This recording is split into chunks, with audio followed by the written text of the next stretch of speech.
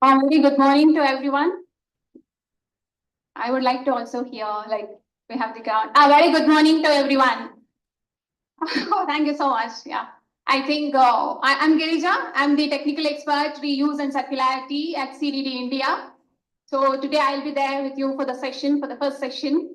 I hope you all had a good, refreshing start to the day.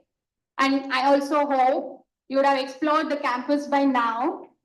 I mean, if you observe, the campus is little cooler compared, well, inside the campus it is little cooler compared to the campus outside. Do you feel so? Or I'm only telling it, like it's actually cooler. They say it's a few degrees Celsius. I don't want to throw some numbers. Actually, it is a few degrees Celsius lesser than what it is outside in the city. This is because it has a dense and diverse lush green vegetation inside the campus, which actually makes it an ideal setting for us to discuss on nature-based solutions. Do you all feel the same? Yeah? Okay. So we will start today's session. Before, I would also like to kind of brief what has happened yesterday. Yesterday, we had very interesting sessions. There were two key themes which actually aligned with our collective mission on working of sustainable water management resources. So in our first session, we discussed on used water management, where our esteemed panels and experts actually shared their insightful experiences and expertises. We discussed mainly on the challenges and opportunities in used water management. If you all can recall, mainly what I also, most of the delegates actually reiterated on the challenges like the land competition issues, and they also emphasized on the requirement for capacity building of UL base. What also stand out was during the closing of the session, we discussed on why can't we have diverse plant species, like why it's only Canna indica or Phragmites or something, right? So that's how that was an interesting section. And after the session, we had mitigation of flood, how do we manage flood, mitigation of flood control, and stormwater management. And here also we had very interesting discussions. And what stand out was like we need to prioritize having short-term action plans along with the long-term strategies, right? So we all agree on this. And also there was very key takeaways. We need to prioritize a selection of how do we do the stormwater sites and avoid the overlap of the sites and adopting risk-based approach. And then I mean, there was also an interesting discussions on the implementation challenges. If you remember, it can be the error of intention or it can be the error of ignorance. And also we understood the jurisdictional overlap when it comes to stormwater management. And then we also actually delved deep into the financials. I mean, financials with GST. Yeah, right. That's how was the second session. So now today also, we have three enriching sessions covering the crucial themes that align with our collective mission for sustainable water resource management. For that, we have an esteemed panel of experts and speakers who will be sharing their insightful experiences, expertise on these sessions. So, I would like to brief on all the three themes that we will be discussing. So, in our first session, we'll discuss on sustainable management of groundwater resource. So, as we all know, groundwater supports 60% of India's irrigation, and it meets and provides drinking water for 85% of the rural population. Yeah. So, however, 50% of the India's cities still face critical groundwater depletion, posing a significant risk to water security. Yeah. So in this context, this session is planned, and then this session we explore what are the urgent need for groundwater recharge, as an NPS solution to address water scarcity, highlighting the statewide regulations, policy gaps, and necessary reforms. Along with that, we also discuss on the community involvement, gender roles in groundwater governance to provide scalable solutions and policy interventions for sustainable water management. This will be our first session, and then followed by a session on enhancing water quality through nature-based solutions. So as we all know, water pollution affects 600 million people in India, with over 70% of the surface water classified as unfit for direct consumption. Globally, water pollution costs economies over $1 trillion annually, impacting public health, agriculture, and biodiversity. So in this context, this session will examine the challenges of salinity intrusion, potential mitigation strategies, and discuss successful low-cost nature-based solution case studies for drinking water treatment. Yeah, and our experts and practitioners will also explore the opportunities and challenges in implementing these solutions, offering insights into sustainable water management approaches. Yeah. So after this, the session will be followed by our third session of the day, which is the closing section, which actually talks about how do you manage water bodies and the wetlands to enhance aquatic ecosystems. So as we all know, wetlands cover only 4.6% of India's land area, but support nearly 20% of its biodiversity, providing crucial ecosystem services like the flood control, carbon sequestration, and water purification. So in this context, we have planned a session where we will explore how nature-based solutions can restore degraded wetlands, ensure the long-term ecological health, and we also discuss the community water body linkages and ways to strengthen these relationships. Yeah. So with this introduction, we would like to begin with our first session of the day on groundwater management resources. So for this session, we have an esteemed panel of experts and speakers who will share their insights on these three critical issues. First, we'll start with our first session. For this, let me introduce and welcome our distinguished moderator, Sri Deepankar Saha. Deepankar, I would like to have you all a big round of applause to Mr. Deepankar Saha. Sri Saha is a former member, Central Groundwater Board, Ministry of Jal Shakti. He is currently the chair professor at MRIIRS Delhi, NCR, and also the president for Water for People India. I'd also like to shorten it because he has already mentioned this. Yeah, but yeah, actually his contributions are acknowledged and recognized by many awards, like the by awarding the National Geoscience Award, Groundwater Excellence Award, Eminent Water Resource Engineer Award. So, ladies and gentlemen, I would like to welcome Mr. Saha on the stage with a big round of applause.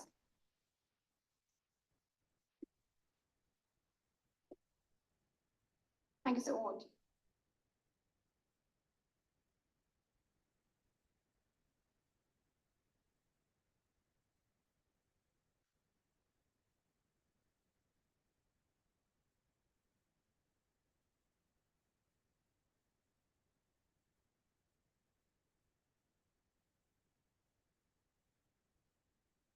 Thanks, Vidya.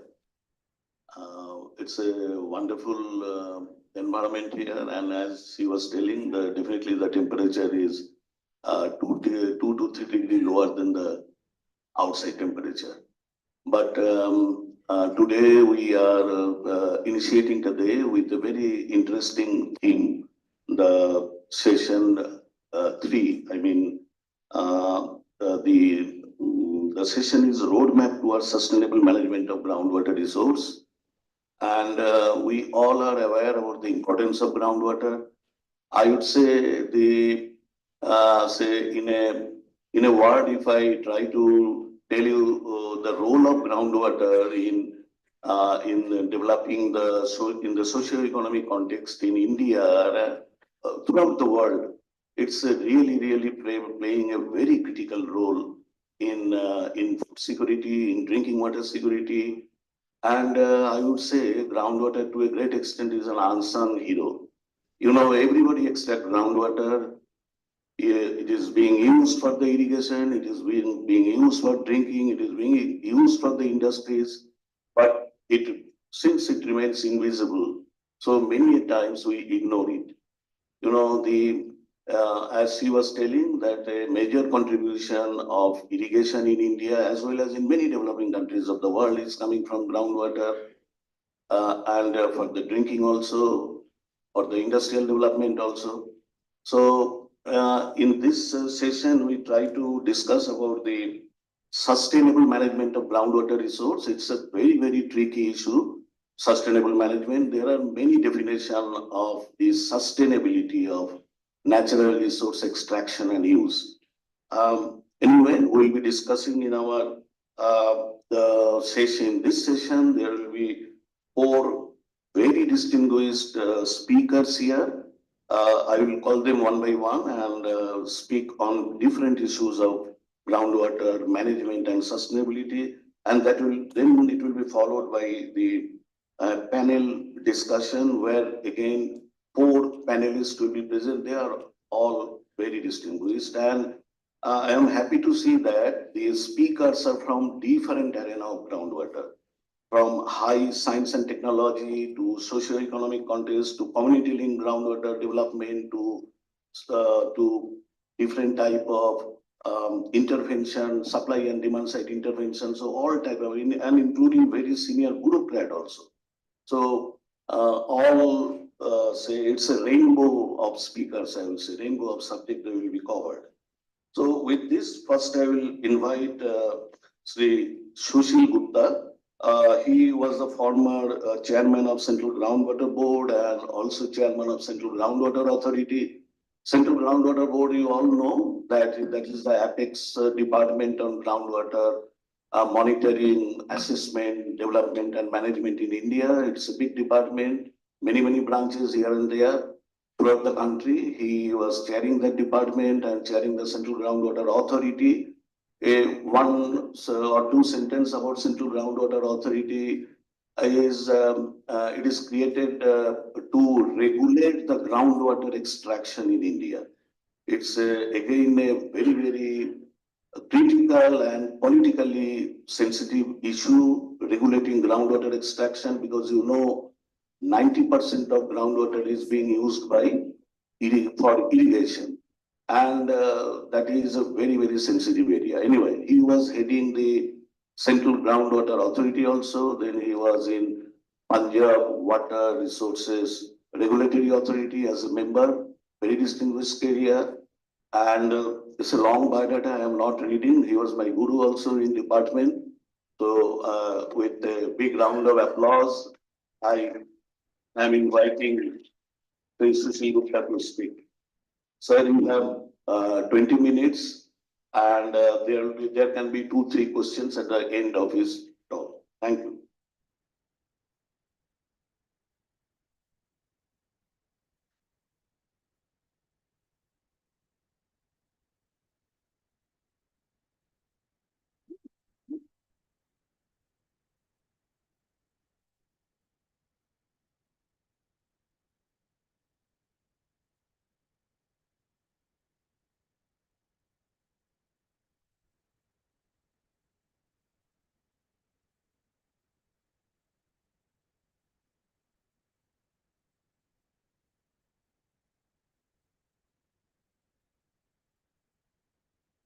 Hello, good morning to all of you.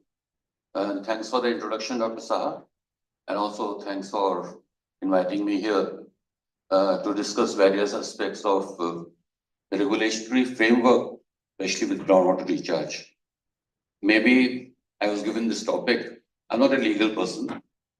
Maybe I was asked to talk on this because of my long experience in, first of all, in Central Groundwater Authority and then in Punjab Water Authority. So maybe that was one of the reasons that I was asked to discuss this and share my views with all of you. Next, please.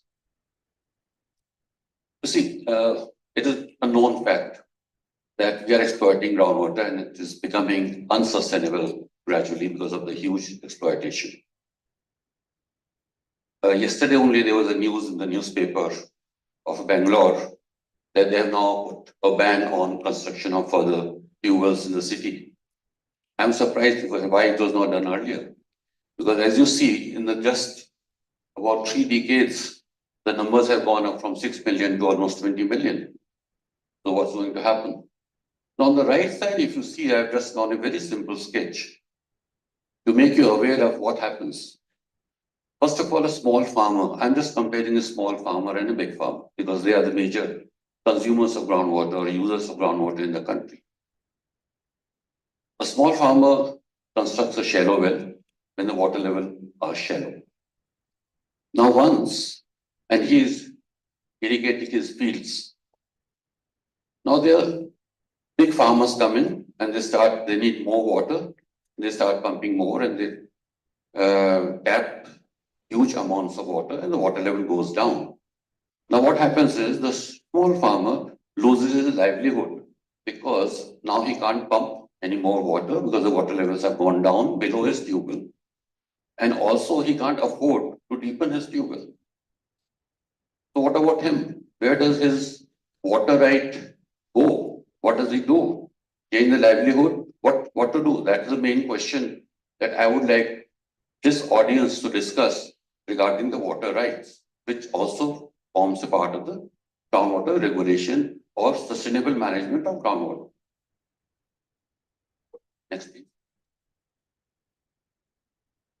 I thought it fit, though it is not exactly connected with groundwater, regulation, to have this slide because we are all the time talking about climate change, and it is very rightly so. Because anything that you do or the climate does, any increase in temperature, ultimately will lead to a change in groundwater storages. Whether there's a rise in temperature, so it will change the rainfall in the event of higher rainfall also, and in the event of a drought also. In both the cases, groundwater storages change. Because of the higher temperatures, we have higher evaporation rates, we have higher evapotranspiration rates. We also have sea level rise, which ultimately leads to more coastal saline water intrusion. Then we also have we scientists only, the agriculture scientists will recommend that, okay, now the temperatures are this and the climate is like this, so you change your crop from this to this. And gradually the farmers will start changing their crops, which will change the irrigation water requirements. We have more pumping, again change in storage. So all this circle, all this vicious circle, I would say, ultimately is going to impact groundwater, though, again, I would like to repeat, is one of the most resilient sources of water in the world. Next, please. Now, I'm going to take you through a bit because any regulatory aspect has to have a legal background to it. And I don't know how many of you are aware of how water is treated by our constitution, the Constitution of India. So the constitution lists water supplies. Basically, water supplies is a responsibility of the state. For our international delegates also, we have two kinds of governance in India. One is the state level and one is the central level or the union level. The water supplies as such, they are maintained by the states. However, the government of India or the union government or the central government also has a role to play in water supplies, which I'll come to later. And the most interesting part is that we are thinking of changing various rules, regulations, laws relating to water. But an expert group of Planning Commission way back in 2007 argued that the existing legislative framework is sufficient for any reforms that we want to do in the water sector. And also, they emphasized at that time, though we have started this participation of the community maybe in the last decade or so, but way back in 2007, they recognized that the enforcement of existing measures supported by innovative approaches such as expansion of community-based management. So this is a very important sentence that I wanted to flag out in the beginning itself. Next, please. Now, as per the Constitution, it's surprising that Constitution does not explicitly mention water as a fundamental right. This is the most surprising thing that I find in such a nice Constitution that has been written by our forefathers. Article 21, though it defines the right to life and personal liberty, again, it is interpreted to include right to water. So there is no direct mention of right to water in our constitution. And again, through various judgments of the Supreme Court and other higher courts of the country, the right to clean drinking water and sanitation has become part of the broader concept of right to life.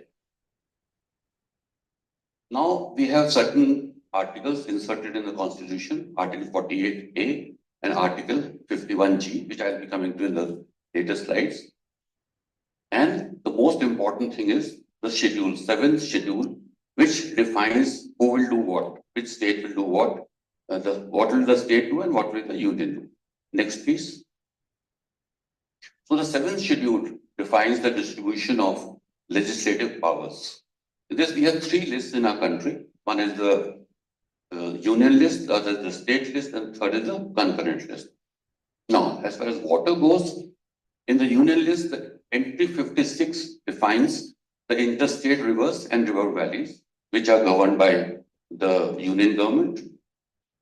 Now, in the state list, entry 17 is there for water supply, irrigation, and canals.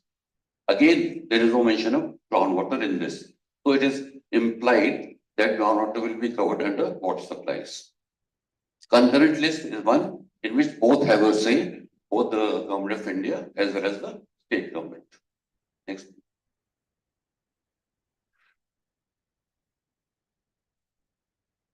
Now, environment is one of the most important features in which groundwater occurs. Anything that we do ultimately impacts the environment for groundwater also. Now, how was groundwater interpreted to fall in the domain of union list? There was a 42nd amendment of the Constitution in the year 1976. I don't know how many of you know this 42nd amendment, not only about environment, there were so many amendments in this particular 42nd amendment. It was a very, very, very controversial amendment at that time. I'm not talking only about the environment was not controversial, but there were several other which had vast political ramifications during those times. So it became very famous for different reasons. So this amendment also added in Article 48A, which is very important for us to realize, which was directing the state to protect the environment. It directed the state that it has to protect the environment, which implicitly includes water, ensuring sustainability of water bodies and groundwater. Article 51A G lays down the norms that every citizen is also responsible for maintaining the environment. So it has laid down the duties for the state as well as the citizen, you and me. So that is the duty of this particular, these 2 articles that you inserted. And then there's another, this is not part of this 42nd Amendment, Article 253, which has Parliament has powers to make any law for the whole or any part of the country for implementing any international treaty, agreement, etc. I don't know how many of you remember the Stockholm Conference of 1972, in which major decisions regarding the environment were taken. And the signatories, India was one of the signatories to that conference, various decisions taken, and under that, the Water Act and the Air Act were promulgated in India. So the Water Act, and under that itself was the Environment Protection Act, 1986. So, as per the definition of environment given in the EPA 1986, water is included within the meaning of the term environment, and environment is under the union list as per the 7th schedule, entry 1. So what I'm trying to tell you is that water is such a subject, such a complicated subject, that on one hand, it is being dealt by the union government, on the other hand, it is being dealt by the state government, and on the third, I would say, we are also dealing with it almost on a daily basis, making our own rules and regulations in our society, in our state, in our city, etc. So this is a very complex governance as far as water is concerned, and even more as far as groundwater is concerned. Next, please.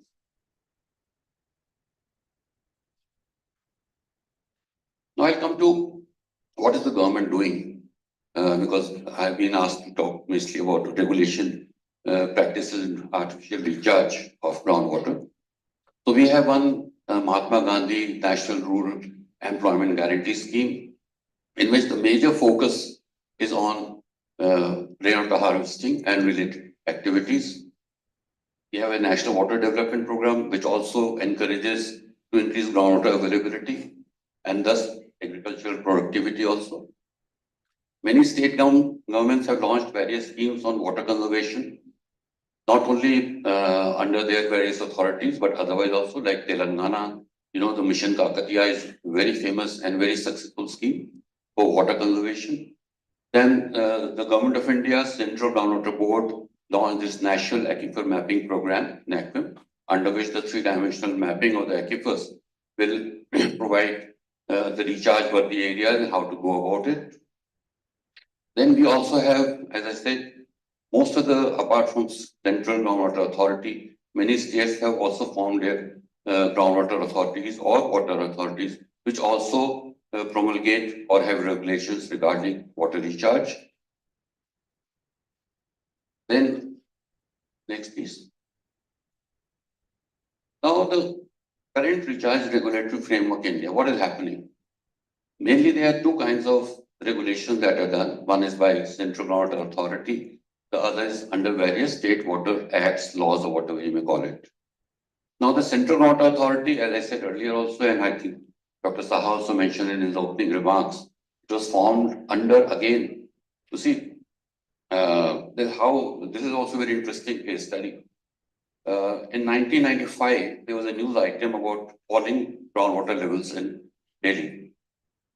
And PIL was filed in the Supreme Court by Advocate Mehta, challenging this and asking the Supreme Court to take suitable measures and pass orders so that this does not happen. The groundwater levels don't go down and something is done. Incidentally, this case in the court of law, I was in CGWB, and this case was being dealt by Chandigarh office because Delhi geographically technically it fell in the geographical jurisdiction of Chandigarh office of CGWB. I was, as a junior officer, involved in collecting various documents pertaining to this case, and I had a few meetings also with Mr. Mehta along with my senior colleagues. So the question was at that time, every day, how do we, even the Supreme Court Judge, Mr. Kulban Singh, if I remember the name correctly, how to deal with it because water is a state subject. And we are asking, you're asking that either the Ministry of Environment or the Central Groundwater Board, which is also a Government of India body, control and regulate groundwater in the country. That's when this EPA, as I talked about just now, the Environment Protection Act 1986 came into being, came into play, and that is why under that act, this authority was formed in 1997. So you see, that's why I elaborated in the earlier this thing that what is the difference between a state list and a union list and how complex the entire thing is. So the authority, the Central Groundwater Authority, was formed to manage groundwater resources in India, and to cut it short, it laid down norms under its guidelines. It has issued guidelines for issuance of no objection certificate to industries in India. And under those guidelines, it has provision for various kinds of artificial recharge in the country. And also in the process, Central Groundwater Board, actually Central Groundwater Board and authority are by and large the same thing, except that the officers also from the Central Groundwater Board, except that the duties of certain officers and powers of the chairman of the authority are different as compared to chairman of the board.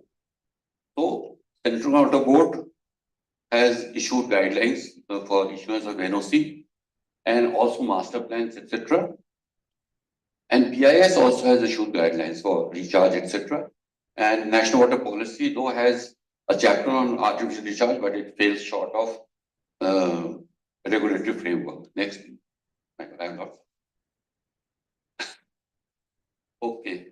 The one thing that is very distinct, that now that the states, 16 states have their own water authorities.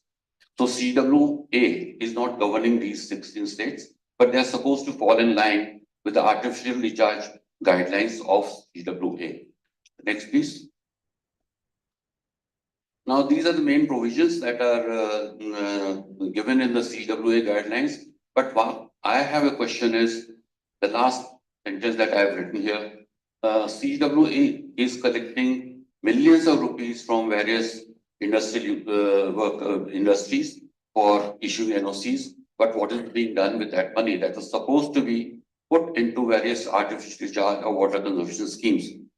Not even a penny has been spent for recharge activities. All is going to the Government of India fund. If I'm correct, if I'm wrong, I don't know. That's what I know. Next, please. Now, recently, last year, there was a IWRM bill which has been circulated to the state governments for their governments. Even this also has a program of artificial recharge. Next, please. Now, this is important state level regulations. Many states, because Government of India has been circulating model bills, model groundwater bills to the state government since 1976. Several model bills have been circulated, ask the states to form their own groundwater authorities. Few states have formed, few states have not formed. So I'll talk about the few states in this. Next. Now, AP and Telangana have appropriate rainwater harvesting and recharge provisions in their guidelines and acts. This is known as WALTA Act. Goa does not have any provision. Next, please. NCT of Delhi has they have two regulations. One is under the Department of Environment and one is under the Ministry of Urban Development.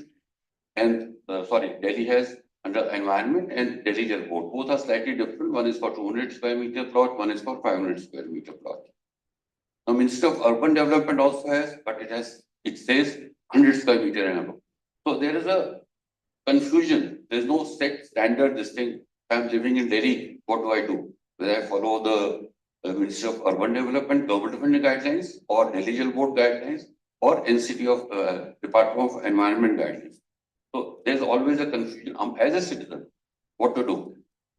And nobody talks about maintenance. Everybody talks only about construction that you are supposed to have this. Nobody talks about what will be the maintenance and who will inspect, how will it be maintained, what will be the penalty if it is not maintained.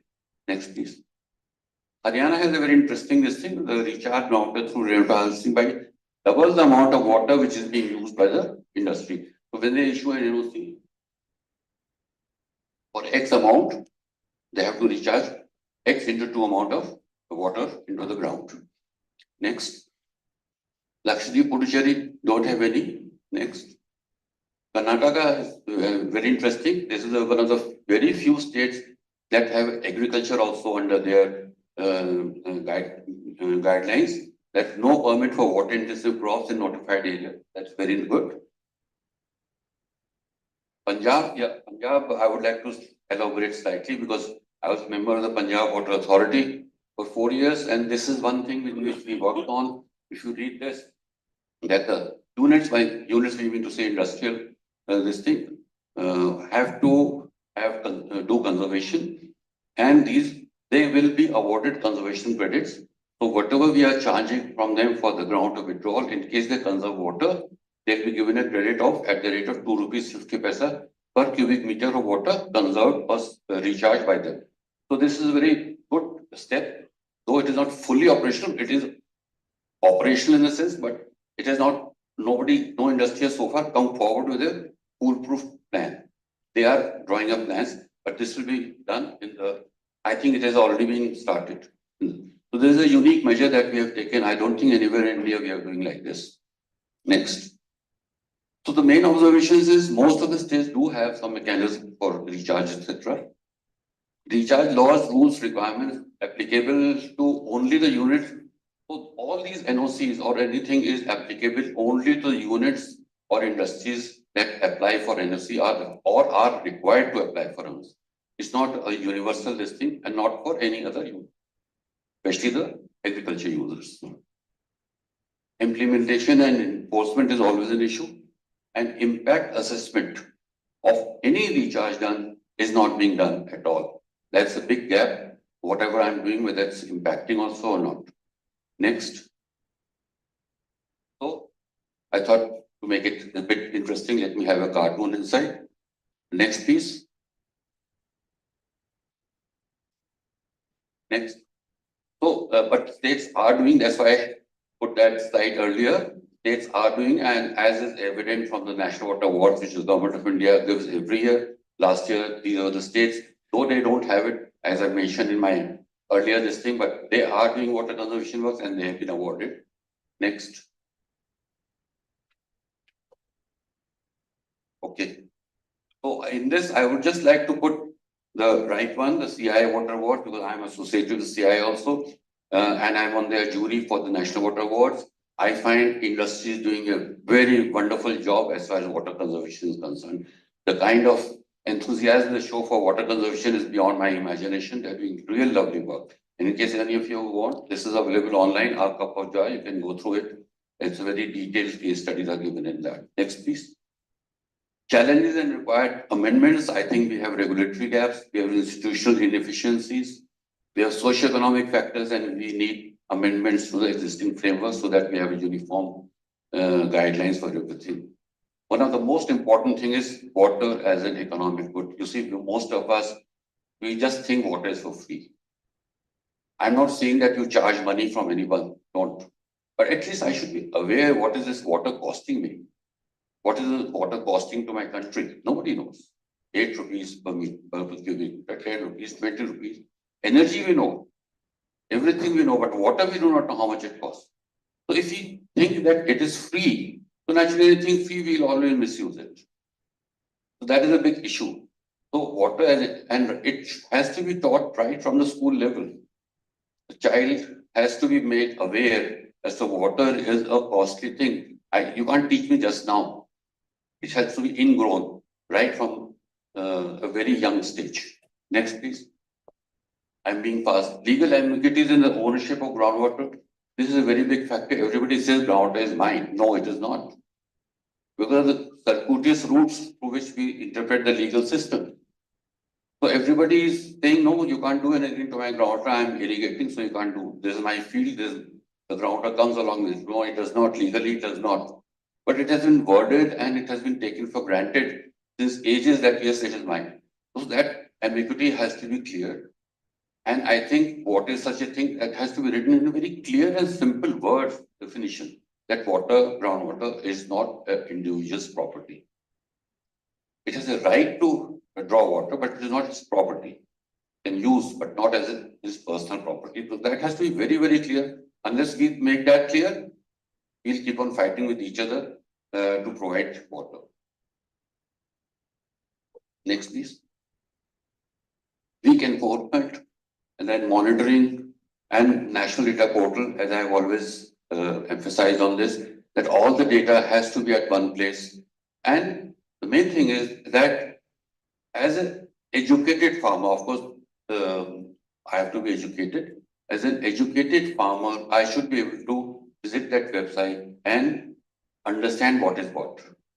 You and I can always understand, but what about the main user? He should also be made aware of the data that is available. Next.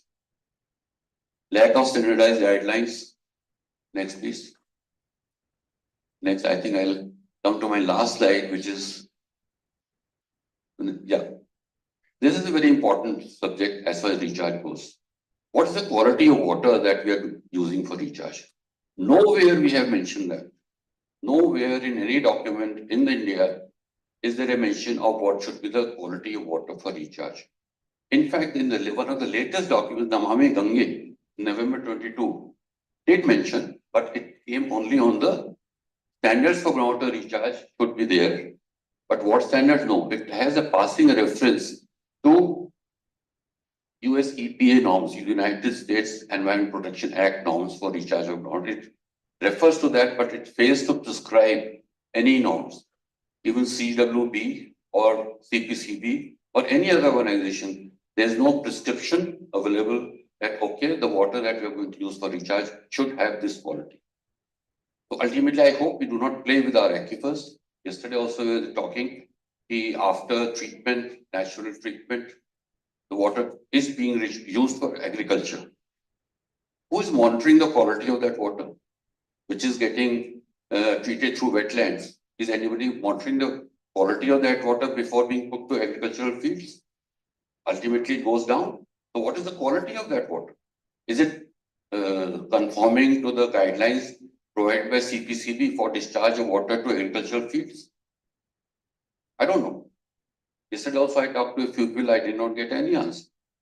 Yes, we have tested it once, but not on a regular basis. This is a very important factor that we have to take into consideration, that we should emphasize to the powers to be that we need a prescribed water quality standards for recharge purposes. It has to be there. Next, please. This is just exactly the last slide. Apart from recharge, recharge is a very fashionable word. I'm sorry, I've been speaking on recharge, but still, I would say that we should be more efficient in use of water. Our first solution should be demand side management, and the second should be supply side management. So we should be very, very efficient in use of water, even to the extent I have put in here air conditioning. Luckily here the air conditioning is good. You don't need to wear jackets. But normally in a 5-star hotel, when you go for a workshop or a seminar, you find a very funny thing. During summer, you're wearing a coat or a jacket, you put it on the back of the chair. Just during winter, because they make it the temperature so high. And during summer, you keep wearing your jacket because they put the temperature so low. So that means you are using so much of energy on air conditioning or heating, which is not conducive to the environment in India. So that air conditioning or heating, ultimately that energy requires water. So this is such a thing that we are doing. We are wasting water by not maintaining an appropriate temperature. This is also efficient use of water. Similarly, the decision of the government to back off the cars in 10 years or 15 years. Why? If I'm maintaining my car properly, it's not non-polluting vehicle, and I scrap it off, new car replacement, it requires water to be manufactured. Lots of water, in fact. So I don't know, all these decisions, sometimes they don't gel. So we have to be very, very efficient and think of the consequences of any of our action as to what is going to happen to the water resource. Next, please. Water is underground, you can't see it, so we have to do this to know what groundwater is. Thank you. Thank you.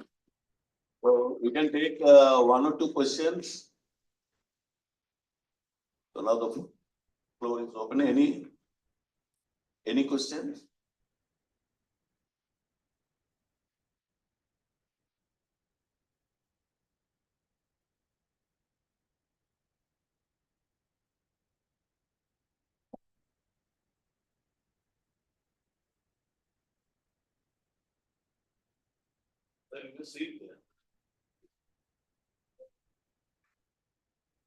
Sir, my question is that water was defined as an economic good in the 1991 Dublin Conference. Before that, water was always defined as a social good.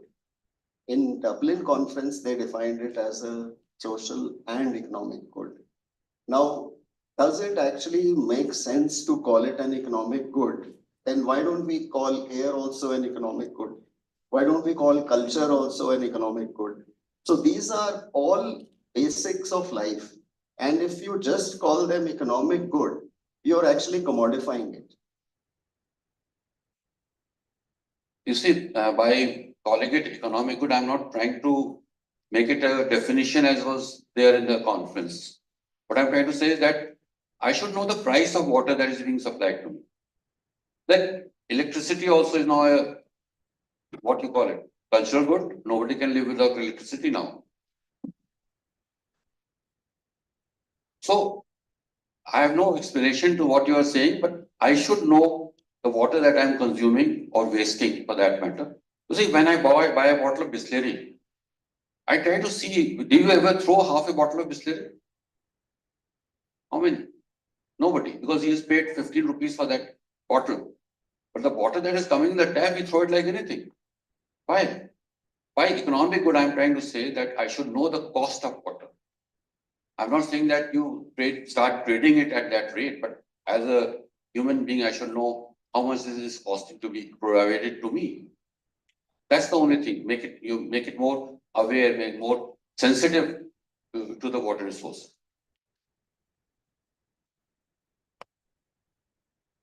Any further question?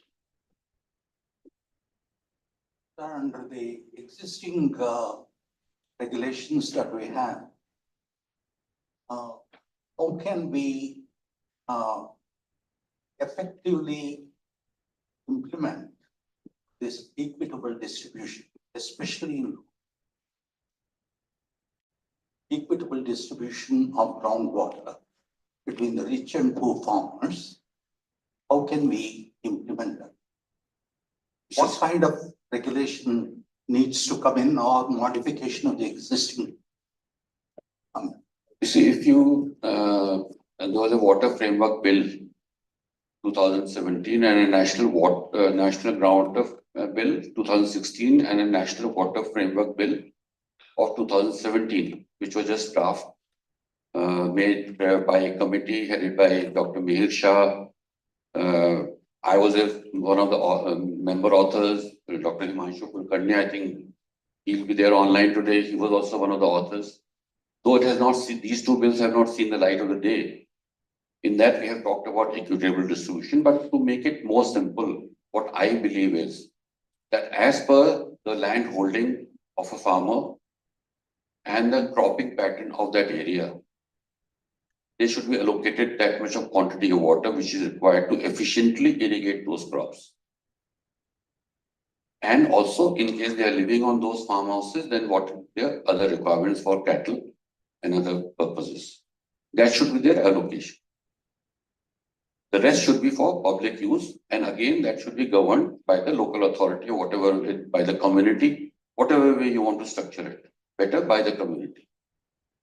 So that is the only way that you can have an equitable distribution, you call it whatever you want to call it, that each and everybody gets the water that he needs to for his sustenance, for his livelihood, etc.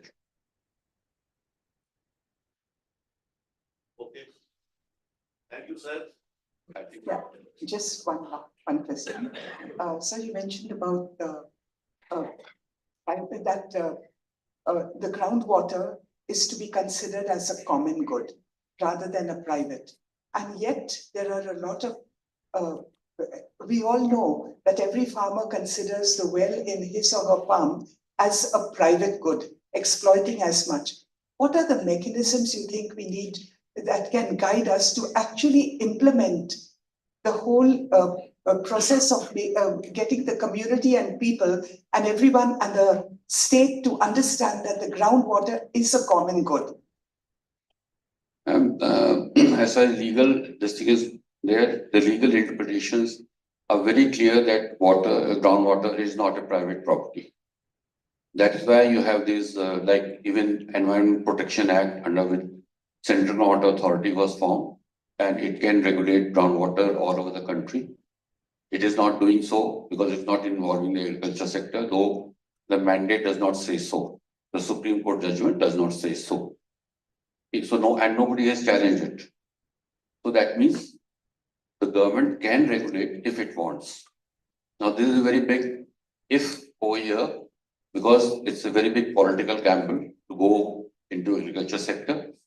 I'll tell you my personal experience. When I got selected in Punjab Water Authority, I was there for 4 years. I tried my level best that we should do something about agriculture. Nothing, no regulation. I simply said, let us start with enumerating the tube wells of the big farmers only. That's all. Let them register that we will not charge any money, nothing. And we start with the big farmers so that people start becoming aware that, okay, government is taking note of what water we are withdrawing. But politically, we just could not proceed, very frankly. The other thing was that that scheme is still on paper, drawing board, but it has not seen the light of the day, is incentivizing the farmer. As I said just now, For example, I'm giving a practical example kind of thing so that it's easily understandable. I'm a farmer, I have 2 hectares of land, and my present cropping pattern is paddy and wheat, which is normal in North India. So as per that, I will be allocated a certain quantum of water based on the best irrigation practices for that area. So I'm allocated X quantity of water. This allocation will be there for me for the next 3 years. Okay. So now my tube well will be metered and I draw water from that tube well. In case I draw less water than what is allocated to me, I get that incentive in the form of cash or whatever I want. In the process, because I have that allocation 3 years or 5 years, whatever you want. In the process, I can start growing more water efficient crops on my land in case I want higher return from the credits that I am earning. So there will be no change in my quantum allocation. So now if I start saving even more, so I start getting even more money from the government for saving that water. So this scheme is there.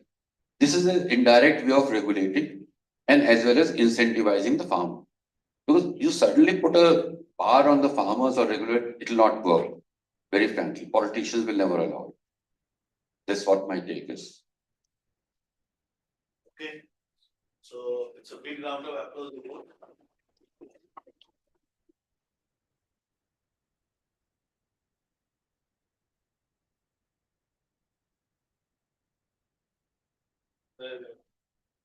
Presentation and what should I say? He covered almost all legal aspects available that is in India, regulatory aspects.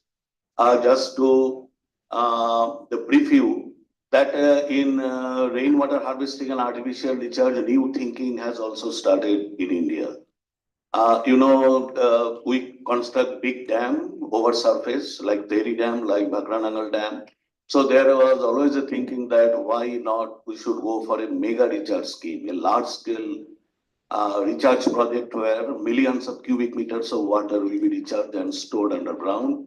And about 10 days back, there was a proposal, Tapi mega recharge scheme between the Maharashtra and Madhya Pradesh border, which is intensively cultivated for banana and for other cash crop, where water level has gone down tremendously and hydrogeologically also, geologically, that area is very, very suitable for recharge.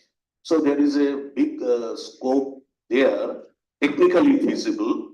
And there was a proposal of Tapi Mega Recharge Scheme, and we got an information about say 15 days back that that scheme has been cleared. So the initial estimation in the year 2017-18 was about 14,000 crore. This may escalate to 20-25,000 crore when implemented now. So some dispute was there over the sharing of the surface water resource that is to be recharged into the aquifer in Tapi Basin that has been resolved between Madhya Pradesh and Maharashtra. So it will be a new, say, experiment in India that whether large scale, mega scale artificial recharge project is possible. And there will also be a scope of studies how this mega scale artificial recharge will impact the community, how they are taking it, and their funding proposition, their maintenance, and the quality issue, how it will be impacting the groundwater quality of the aquifers also when you are recharging in a very large scale. So anyway, it was wonderful presentation. Now we'll move to the second presentation by Dr. Himanshu Kulkarni. He's there, available online. A brief about Dr. Himanshu Kulkarni is a founder, trustee, and formerly executive director, and currently scientist emeritus with Aquadam. Aquadam, I think all of you know, those who are not know, one of the leading civil society in India with a lot of knowledge on scientific and technical understanding on groundwater, and at the same time working in tandem with the community, working in different parts of India, and I will say they are educating the stakeholders, the community about the basic science and understanding of groundwater resource so that they can use it efficiently. Dr. Kulkarni is a very well-known person in India, and he is linked to many universities like TIS Mumbai, like IIT Mumbai, like Srinagar is a endless list. So, and is a very eminent and is a PhD in groundwater also. And I am inviting him for delivering his lecture. Dr. Kulkarni, please. You have 20 minutes. No? Thank you, Professor Shah. Can you hear me? Yes, yes, you are Yes. loud. Okay.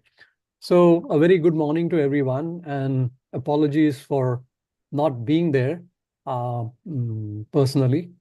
And I would thank CDD for accommodating this online presentation.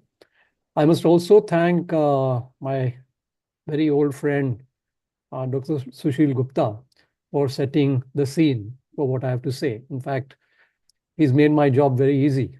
And I'll therefore try and say, sort of complement what he said with the more specific questions that were posed to me.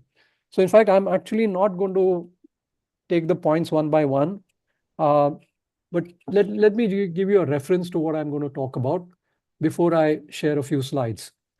So I think I'm going to focus on groundwater governance, a little bit on the policy side of things, reforms, some lessons from experiential lessons from our own work at Aquadam on groundwater and my interface with policy making. So without more ado, let's try this, and I will try and share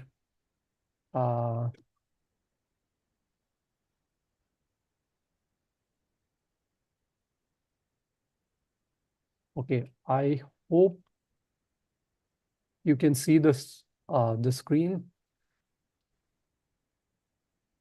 Is it clear? Can somebody tell me? Yes. Okay, yes.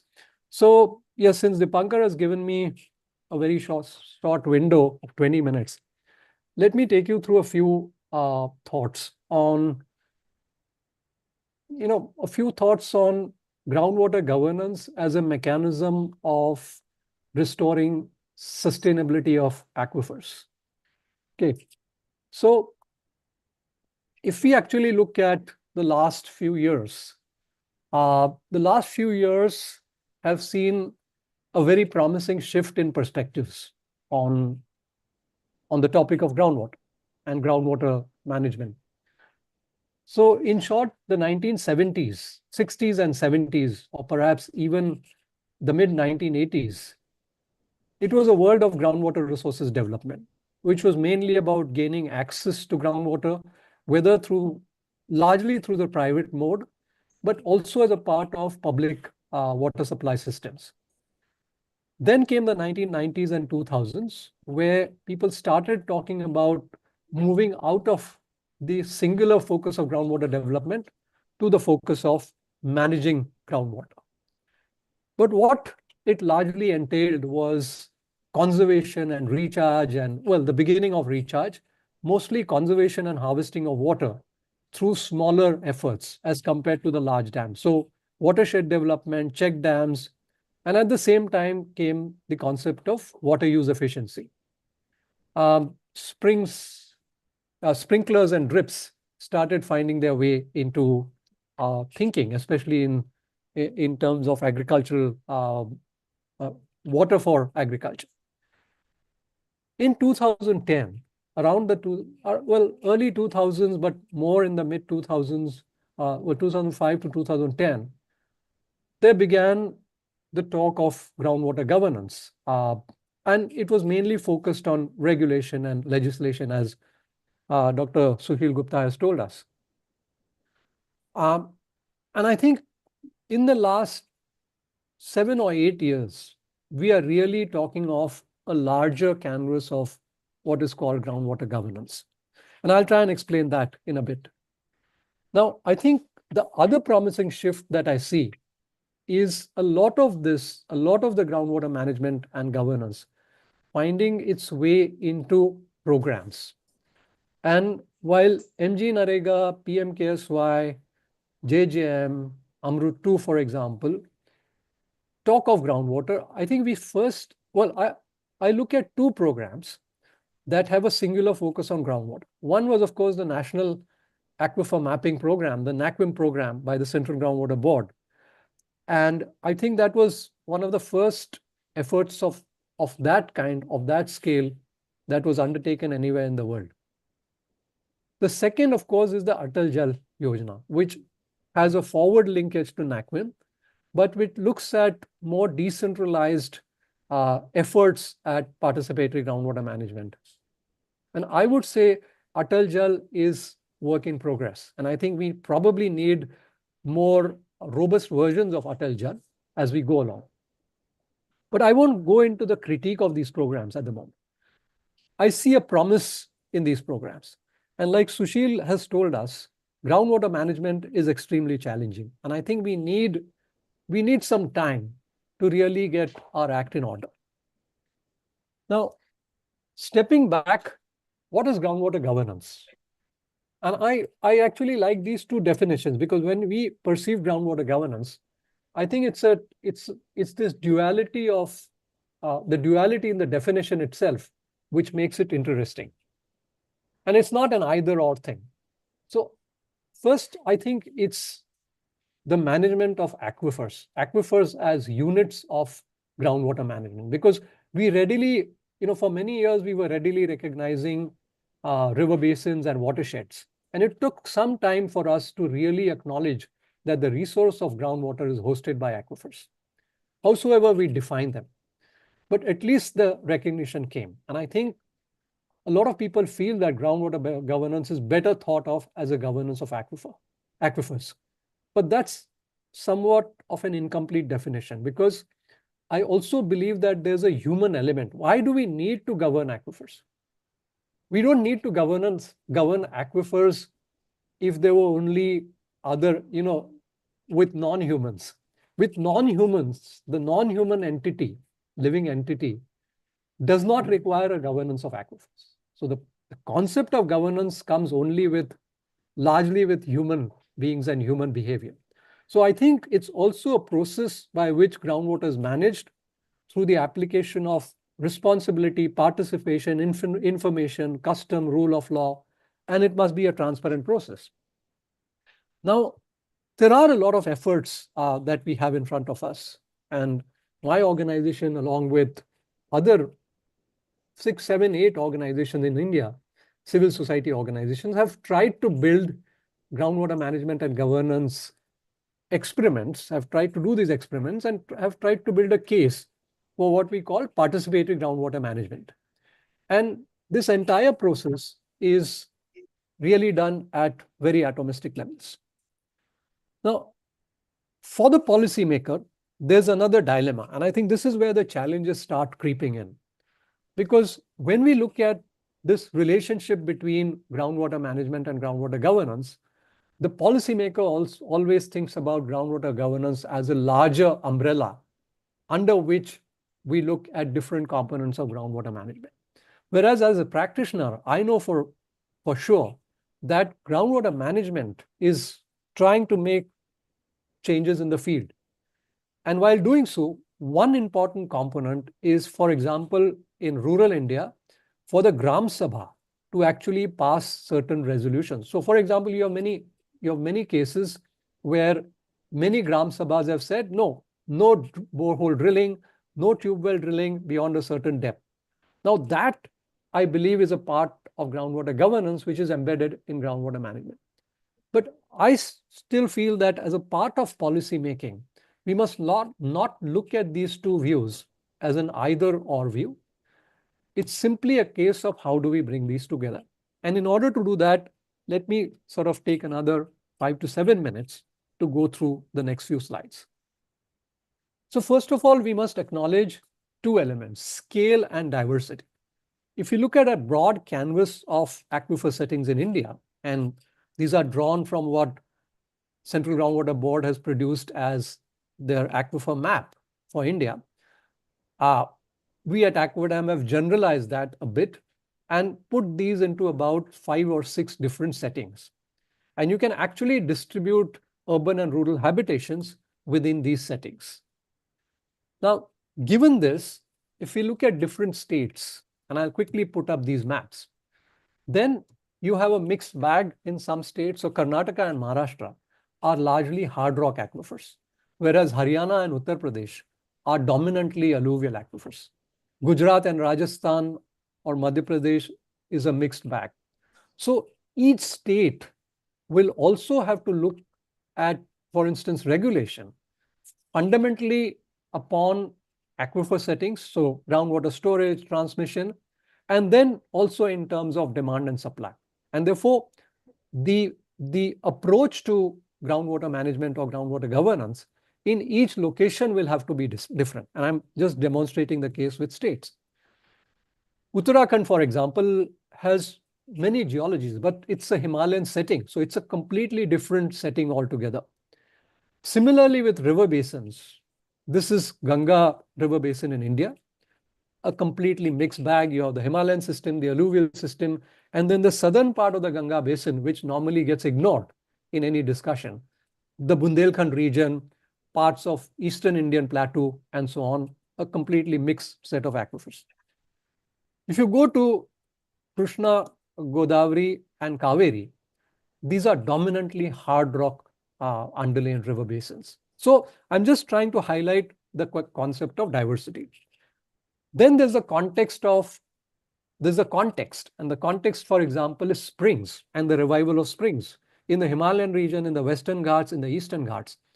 And when we look at a management system, there's a process in which you map, there's a process of measurement, there's a process of understanding aquifers, and the process of contextualizing aquifers and groundwater usage with reference to the geography, with reference to the demand and supply.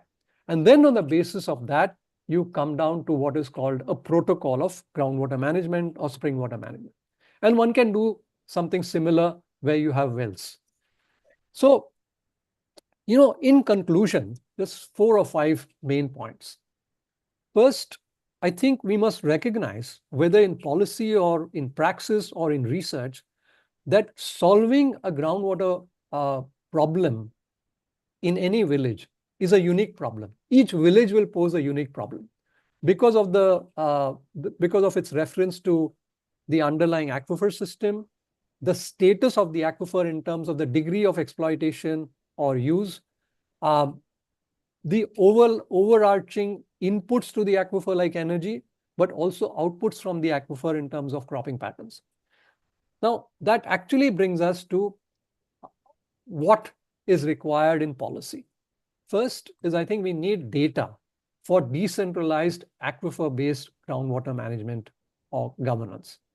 We need improved assessment. We need a higher resolution assessment. Second, I think we need to look at beyond extraction to recharge ratios. And I think Sushil in many ways alluded to that. Understanding groundwater stocks and changes therein, both in terms of quantity and quality. And also related to the larger picture of environment and human health and well-being. Groundwater strategies must also become situational. And when we look at these situational strategies, they may actually vary from place to place. Even in a small area with clusters of 5 or 6 villages, you might find a village where you don't have such a big groundwater exploitation problem, but you have a serious groundwater quality problem. Whereas in other areas, in a few adjoining villages, you might see exactly the opposite, that groundwater quality is pristine, but aquifers are heavily exploited. Of course, you might find a more homogeneous system in the alluvial aquifers of India, but such systems are also likely in those places. So strategies must be shaped to situations. Then we also need to sort of estimate, look at, Sushil talked about aquifer recharge, and managed aquifer recharge is an internationally accepted concept that must find its way into the way we deal with recharge. And I often say this, that, by and large, people feel that recharge is about pushing all the water that you have on the surface into the ground. But that's not really the case. I think there are questions of quality, there are questions of acceptance by the aquifer, there are questions of different situations in which you are going to implement MAR. I also believe developing appropriate regulatory protocol is important. Increasingly, I think groundwater management is not about groundwater alone. I think we need to look in a better way at integrated surface and groundwater management. How can we go from participation to cooperation? How can we look at improved efficiency in agriculture and bring in very careful reuse, recycling of water for MAR in the urban and industrial sector? A lot of these things have begun to happen. But I would actually sort of want to go to my last slide now. Well, not this one. I also thought that groundwater is also something that we need to look at when we try to revive rivers, because with groundwater exploitation, with groundwater contamination, there comes the effect on river flows, whether in terms of quantity, whether in terms of quality. So groundwater governance to me is really at the intersection of knowledge, praxis, and policy. And I think these three domains must come closer and closer together, very different from what we have today. We need, therefore, multi-sectoral and multidisciplinary capacity, and we need to go from intersections to collaborative processes. Last two slides. In policy, what's important is 7 Ps. One is principles, and this is where I agree with Sushil, and I'm sort of perhaps help out a little bit with the question that when we look at groundwater, first of all, we need to look at groundwater as a public good. But when we say groundwater is an economic good, I think what we are saying before we get to pricing and costing is to really look at value of groundwater. And I think what Sushil was trying to say, I mean, the way I understood Sushil was, people will understand value only if you can attach a tag to it. That doesn't mean that you're creating a groundwater market. But I think value and price are interlinked. So bringing values through principles, trying to change human behavior, trying to address tensions, competition, and conflict is about people. Processes are important. Atal Jal, for example, is a program that is built on a process. These processes have to be participatory, collaborative, data-based, and decision-supported. Practices must be at community levels. You cannot begin with groundwater management at a basin scale. It will have to be a ground up because the problem is atomistic in nature. Policies must actually integrate the first 4 Ps. The other 2 that I have is clearly partnerships and plurality.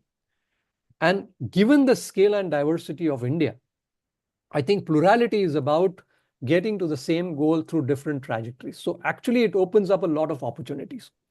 Now, at the end, and I sort of put in this slide while there was a discussion on sustainability. I think sustainability is a goal. Sustainable groundwater management and governance is a goal. But it needs 3 important elements. 2 are something that we know about: equitability, which includes equality, fairness, and justice. And it also deals with the right to water. Very, very complicated, very, very challenging. Unfortunately, there are very few investments on equitable distribution, equitable management of groundwater.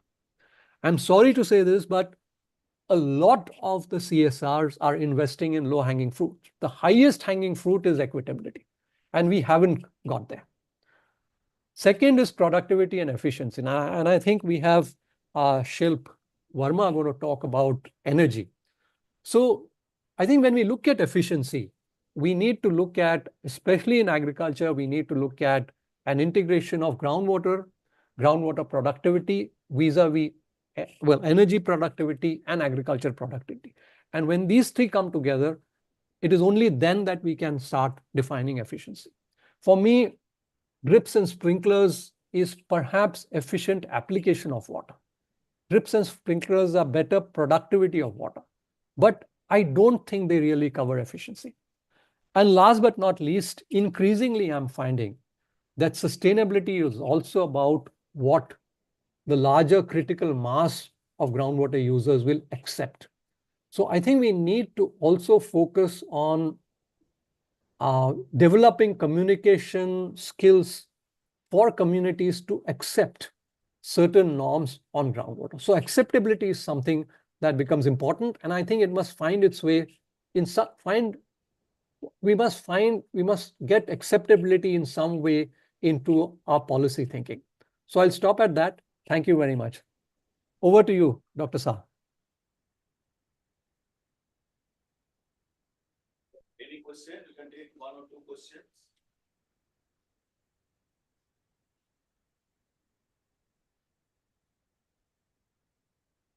No?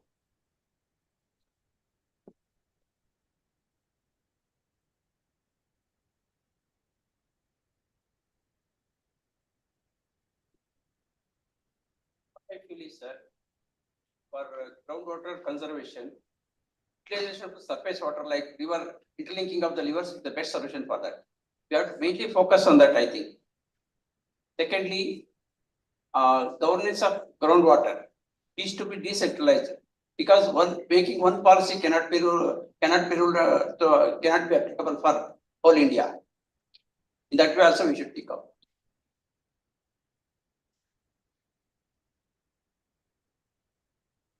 Response, Dr. Kulkarni. Oh, I thought those were quick comments. But anyway, let me sort of use that for a quick response. So yes, I mean, I was actually hinting at that when I said that decentralized management, because the problem is atomistic, and therefore the solutions also must emerge from the grassroots. And what we need in policy is encouraging, strengthening decentralized governance along with what people do. Because very often you might have a village where you have a very good cooperative example of groundwater management, but the adjoining villages which share the same aquifers may actually start drawing up more water at the expense of what village number one conserves. And this is called free riding, of course, in social sciences. But how do we take care of free riding? And I think this is really what decentralized groundwater governance could actually address. With the interlinking of rivers, I really don't have anything to say because it's a different world altogether. But I would only say that whether it's pro or against the interlinking of rivers, I think it's important. We still don't have enough of groundwater argument in that big debate. We don't have enough of groundwater information entering the debate on interlinking of rivers. And like I said, I'm not for it. I'm not against it. I'm just saying that some of these very mega and macro debates and discourses have very little of groundwater elements in it. And I think if we could actually have a session which talks about interlinking of rivers with reference to groundwater governance or groundwater management, I think that would be a very valuable conference or workshop to have in the near future. So that's all I'll say, Dipankar. Thanks so much. Yeah, my name is Vinod. I represent the CSR side of the world. I come from Titan Company Limited. And you had raised about how CSR needs to look at the equity side. So have you seen cases where this has worked, or do you have any directions where we can start looking in this direction? Yeah, that's my question. Thank you. Okay, so just a quick response. So in a lot of the participatory groundwater management experiments that 5 or 6 of us organizations have been involved in, we have tried to look at equitability through a very context-specific manner. And it's also about, it's not so much about allocation of water. So that's one thing. Second, in a lot of the areas where we have done very decentralized assessment of groundwater, there are two things that we do. One is we actually estimate changes in the stocks of groundwater on a season to season or even on a day-to-day basis. And this information is put out. Second is while you work on the demand side and when you can actually make some inroads on the demand side, a lot of the equity automatically comes in. Last but not least, the goal, and it's a very, very challenging goal, is what the Pani Panchayats tried to do 30 or 40 years ago, which was about estimating the amount of water available in a village and actually allocating a right to every family, irrespective of whether the family owned land, irrespective of whether it was a small, marginal or large farmer. And that allocation is something that is followed. So for example, if every family, if in a village, there are 100 units of water available on an average basis throughout the year, and if there are 10 families, then each family is allocated a water right of 10 units. I know this is challenging because already people have accessed and established their rights. But there are examples where we've tried to do it, and I would say we've been relatively successful. So equitability is a challenge that probably in the first few experiments, you'll find only 10-20% success. But that 10 or 20% success is really what you can build on. At the moment, we don't even have efforts to make an attempt to get to those 10 or 20%. Thank you so much. Thank you, sir.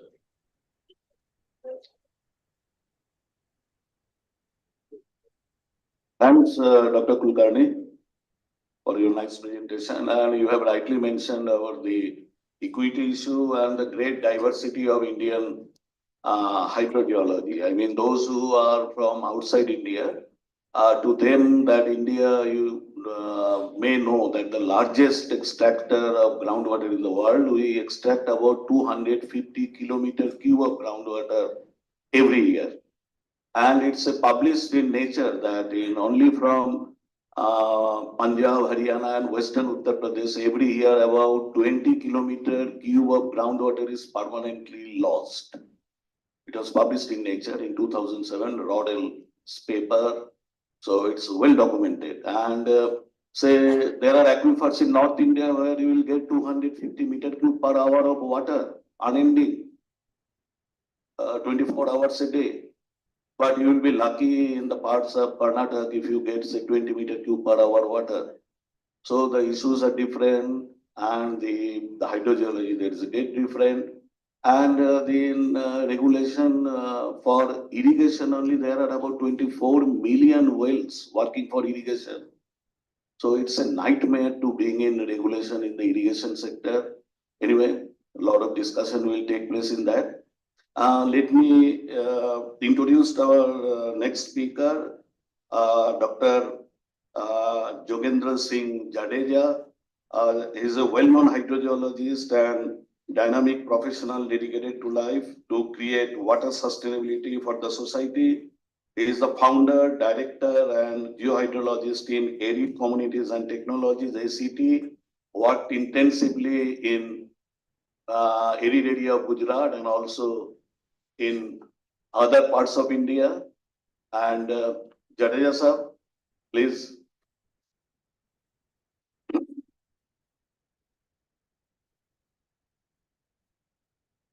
And I hope you will touch upon the Patal Bhujal Yojana also in your talk, a few words on that.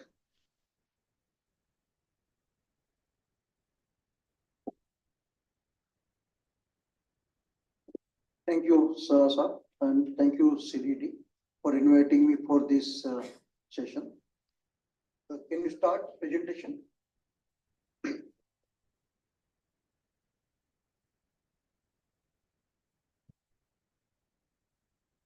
I will talk about my experiences of managing groundwater in Kutch region.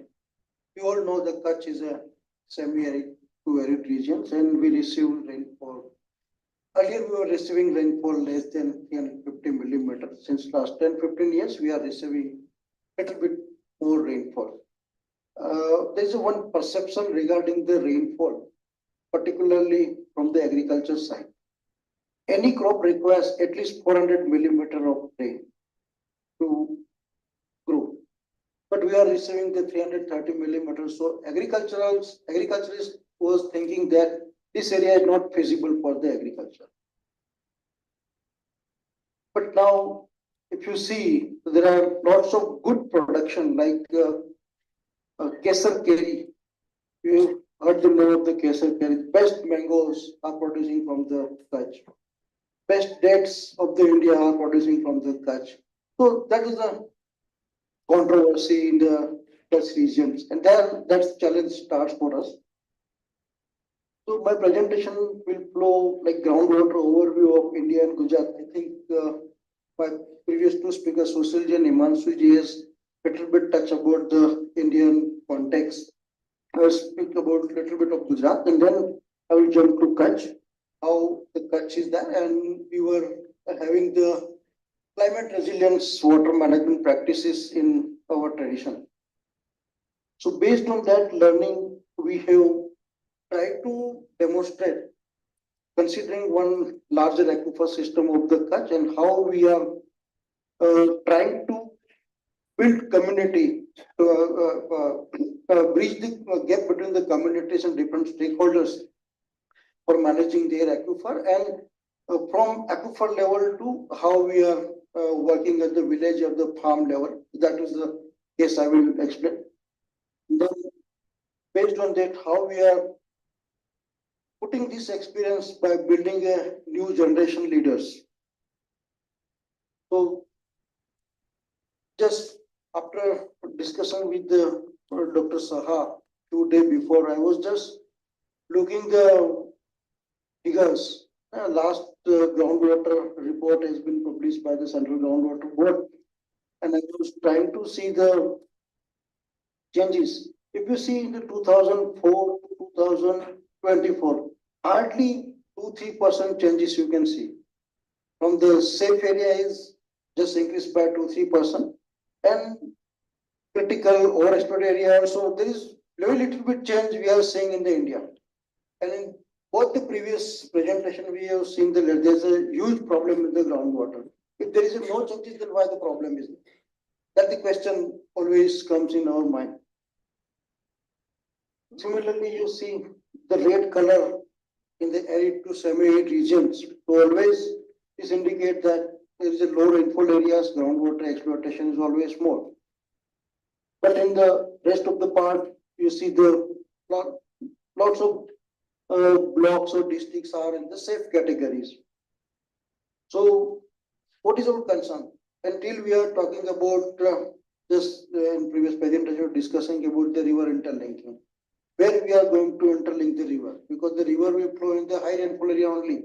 In semi-arid regions, arid region, the rivers are river flow for the few days or few months only. So this kind of the scenario, and Gujarat state, if you see, is always in a safe category.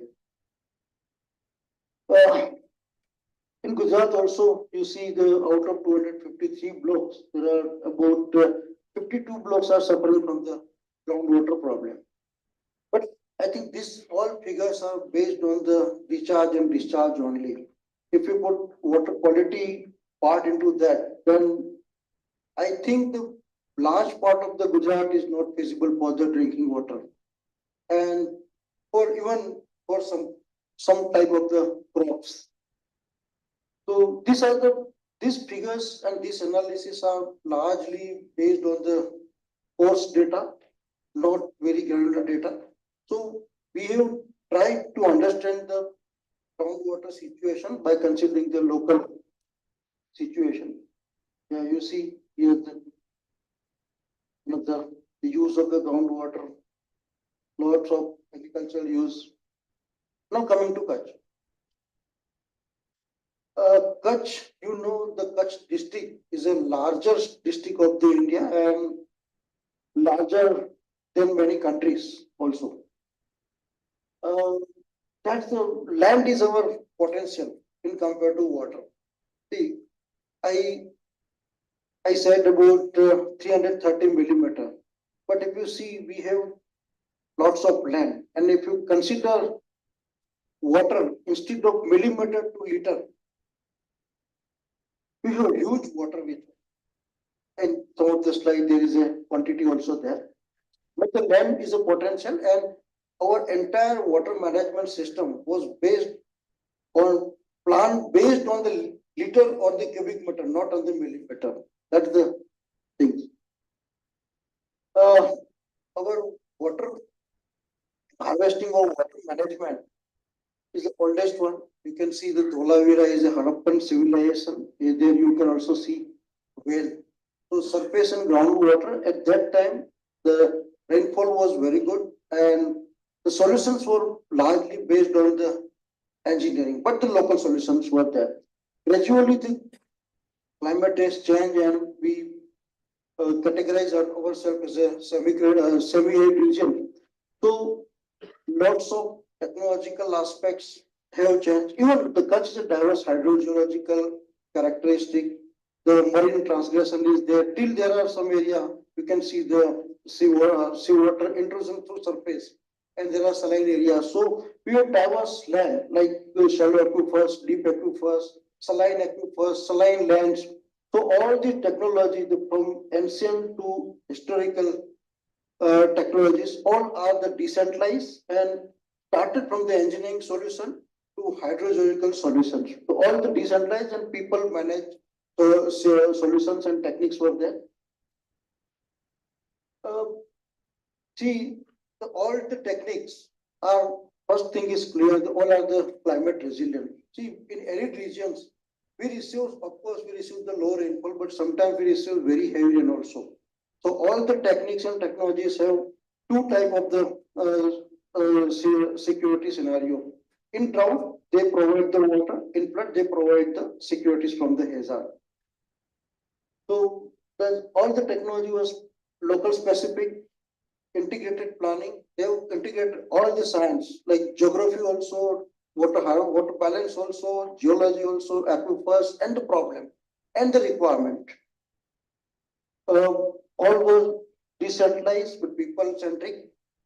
Community was responsible for the management, and there are some areas there the community are still responsible for their own resources. Integration like geology, landform, water balance, drought, flood, demand, and equal respect to local as well as the outside resources.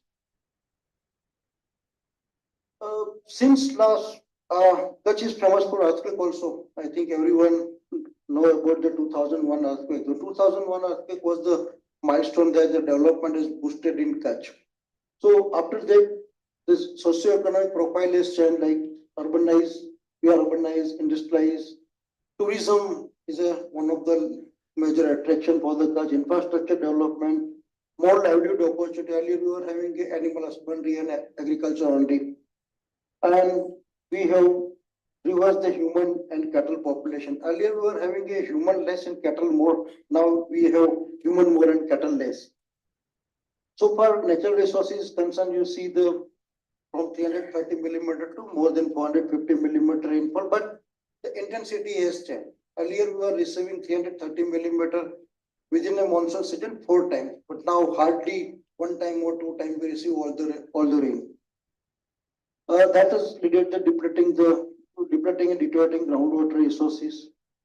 Also, now we have linked with the Sardar Sarovar Nigam Limited, Sardar Sarovar Narmada Canal. So some outside water supply is also there. And earlier, as I told, we are having all the system as decentralized, but now we are moving towards the centralized management system within state or within district. This chart shows the rainfall changes in last several years. This is the water balance. If you see water balance point of view, our agriculture demand is about 4,500 million cubic meter, and all the blocks of the districts are showing the deficit. But this is the demand. But if we can manage our demand within the rainfall, within the monsoon season, then this can be that entire table can be positive. So we are trying to create an evidence so that we can show that we can efficiently use the rainfall and we can minimize our demand and we can go as a water balance, water plus surplus water district. As I told, the largest district, we have 132 basins, 4 major ecosystems. Like we are receiving the rainfall, low rainfall, but till today we are having a more than 4,000 cubic meter water available per person per year through the rainfall and 3,300 cubic meter per hectare land we have this rainfall. And the best part of this, of course, the development is going on, infrastructure, industry, everything is going on, urbanization also going on. But we have good opportunity to create a partnership between rural, urban and industries. And we will try to demonstrate this partnership on one of the aquifer systems. That you can see the coastal Kutch. There's blue one is one of the aquifer system. There's a sandstone. And we have initiated, this slide is basically abstract of the entire case study. We have initiated this process in the 19 village cluster along with the CSR. And now you can see the expansion is taken place there. Almost all the aquifer has been now taken care by the various stakeholders, including industry, CSR, urban areas, various civil society and Atal Bhujal Yojana also. So there are 2 blocks. We are implementing Atal Bhujal Yojana in that area also. And you can see in the below chart, you can see the changes in water level as well as the water quality. So the red color is gradually decreasing and blue color is gradually increasing. The upper one is showing the water level and lower one is showing the water quality. So this approach that I'm going to explain in front of you, and we have adopted 3 approaches to manage this aquifer. First one, the important one was the transforming science to the community and sensitizing the scientists towards the community. So that was the one major part where we have exchanged the capacity building across the society, like managers, planners, and users also. So that is one thing. Second approach we have taken, like you see the circular approach. The cluster approach was we created evidences through the cluster, then influence the neighbors so that they also be responsible, and the outer circle to convince the entire society to adopt the practices and accept the management system. And the scientific approach, we have initiated all the processes from the well, understanding the well and managing the well with the community and with the stakeholder, with the users, and then move toward the aquifer. So these 3 approaches we have collaboratively adopted to demonstrate this aquifer management practices. Yeah, we'll finish. This is the journey that it took almost 4 years to study the aquifer. This entire aquifer has been studied with the community resource person, like we call them the Bhujal Jankar. We train them, they are basically rural youth, we train them hydrogeologically, they manage, and then later on they become the political agent to advocate the aquifer science to the rest of the community. So after that, we selected one cluster and demonstrate various supply side and demand side activities. This was the entire process, collecting the data, discussing, analyze with the community, create a village level groundwater management plan, implement a supply side assessment, and then again analyze the data and again go back to the community for the demand side management. So it's not only just a linear process, circular process. So 5 years for the supply side, then now we are gradually moving towards the demand side and later on towards the governance part. Like all these are the different type of the techniques, site specific technologies were there, and then based on results and impact, we are also trying to advocate this kind of the technique should be incorporated into government program like in Atal Bhujal Yojana. The localized design of the groundwater recharge has been accepted. That you can see this river bed filter well is constructed for creating a hydrological barrier in the coastal areas. So now irrigation department of government of Gujarat is now implementing 79 such structures on the river beds adjoining to the coast area so that they can percolate the fresh water and create a freshwater barrier to prevent the salinity. So likewise, lots of intervention that has been implemented here, that has been given as input to the larger program and then for the scale up. And we have tried to change the type of demand from the demand persons. Like the politicians were asking check dam, desilting of water bodies, but now they are asking for recharge tube well, for creating a defunct recharge tube wells. Just few days before the union minister has visited the Kutch and he has approved 21,000 recharge, defunct borewell recharge for the Kutch regions, and some lot of soil societies also now pushing this recharge part.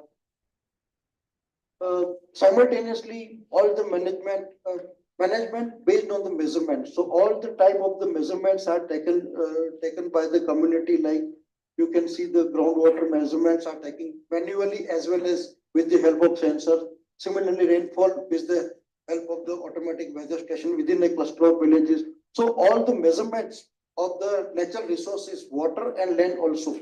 So this is the water type. Then simultaneously we are also measuring the water soil quality. So based on soil quality, farmer can adopt the crop patterns, and within the season they are also measuring the moisture.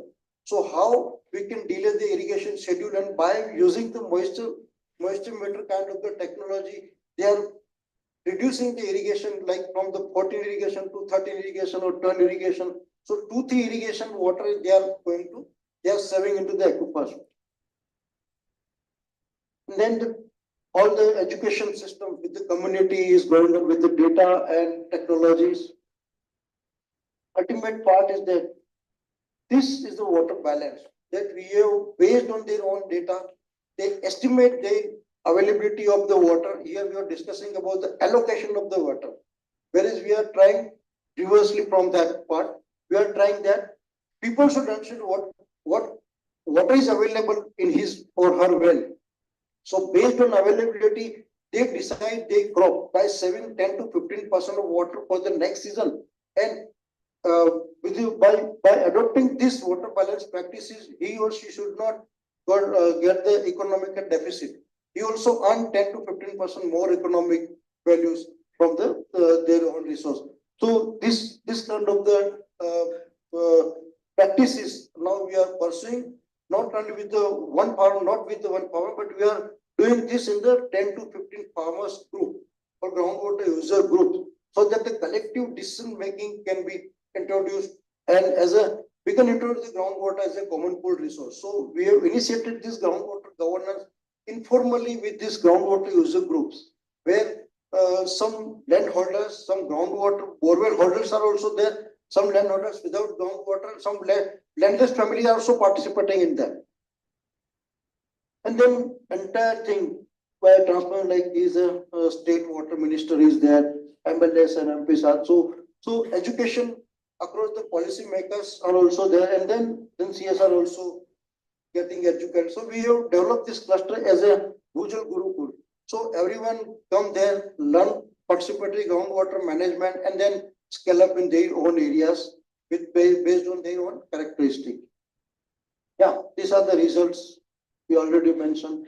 This is the scale up. Here the interesting part is that the Atal Bhujal Yojana, besides these 2 blocks in Gujarat and in Kutch, there are 5 blocks are there in Atal Bhujal Yojana. One of the, you can see the blue one block is a Nakhatrana block. Few years before, in 1995, it was declared as one of the Borsad. Borsad is an area in the Gujarat which was very much famous for the groundnut irrigation. So that was promotion of the groundnut in that area, and ultimately it has depleted groundwater tremendously. Saha sir has already studied on that particular aquifer, and based on his study, he has mentioned that we are withdrawing groundwater. Annually withdrawal is about 1100 million cubic meter, whereas we are receiving the rainwater recharge 100 million cubic meter. So now this block is when taken by the government of Gujarat under Atal Bhujal Yojana, and we are as a district implementing partner, we are trying to demonstrate how a block can become a water balance. Of course, it will take time. It cannot be a matter of the 4 to 5 years. It takes almost 10 to 15 years to transform the entire mindset of the community. But definitely whatever the techniques and technologies that evolved through the 19 village cluster is now being adopted in the Atal Bhujal Yojana. And now they are implementing this design. That is a very local and specific designs required for the Kutch areas.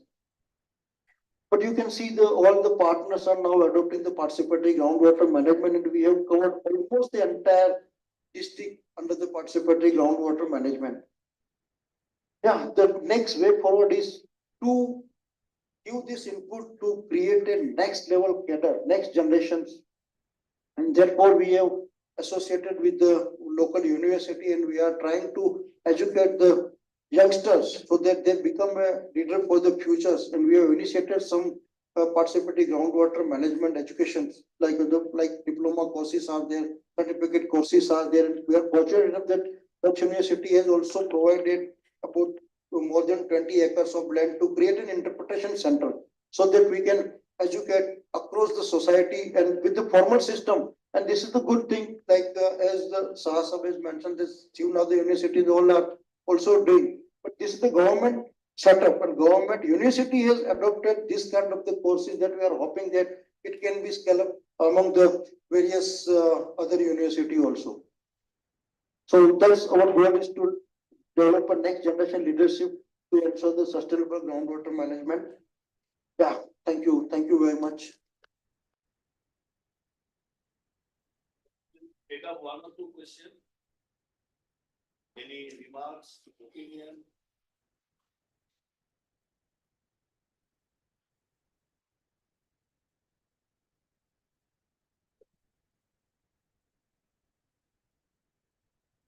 So this is related also to the previous question I asked. How did you incentivize the politicians to support this?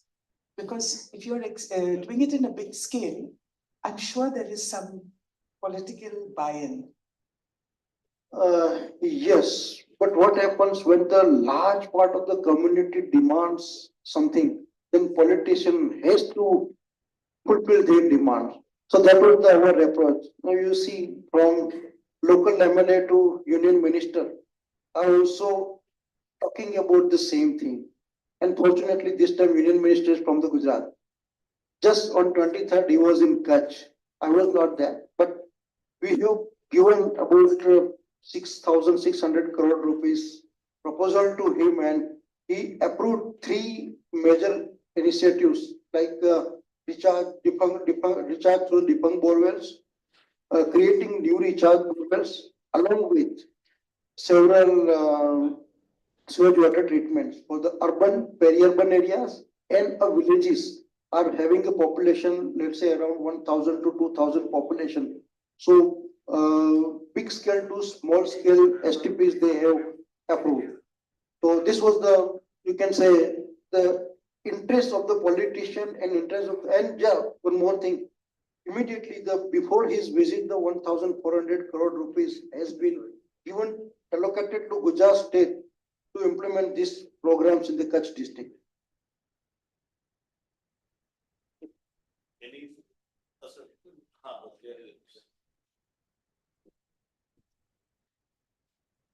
Yogesh, there was also one of the earliest NBS-based wastewater treatment project near Bhuj.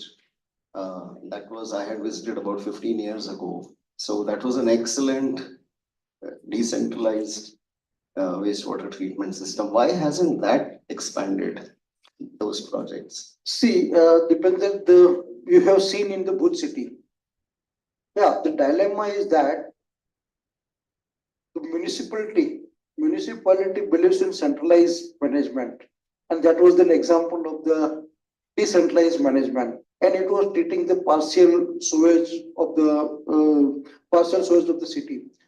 And simultaneously, what happens immediately after that implementation of that particular project, government has approved nearly 30 crore rupees for creating a STP for the entire Bhuj city. So the money volume of the money is one of the attraction. And second thing, the municipality doesn't have power to refuse this kind of the decisions taken by the state or above the state. Otherwise, they are not able to convince the state that this kind of the system is not useful for us. Instead of that, decentralized system is required for us. And I think that at that time we were in premature stage. But now if we go and we ask this kind of the systems are required, then definitely someone will listen.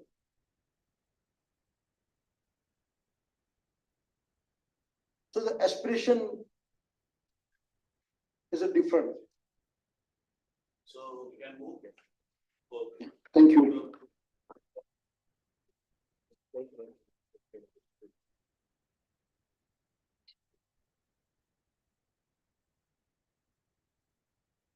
Thanks, Jadeja sir, for, I think, what he has presented, it can be a case study for the arid and semi-arid areas of India. If I'm not wrong, it covers about 35 to 40% of the geography of India. There are one or two small issue I will try to raise to so that in the panel discussion also it can be covered. Say the equity within a village, within the community. So what about the equity of different societal users? I mean, say the example of, say, Faridabad town, where I am working as attached to one university. You know, there is a huge depletion of groundwater primarily for industrial extraction.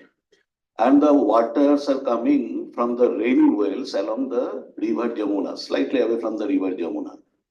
So there is a constant halla gulla between the water supply department and industry department. They are telling you are taking more water, and the water supply department, they are telling more water. And ultimately, between two, the farmers are getting crushed because the water level is going down and their wells are becoming dry, or the yield of the wells is reducing.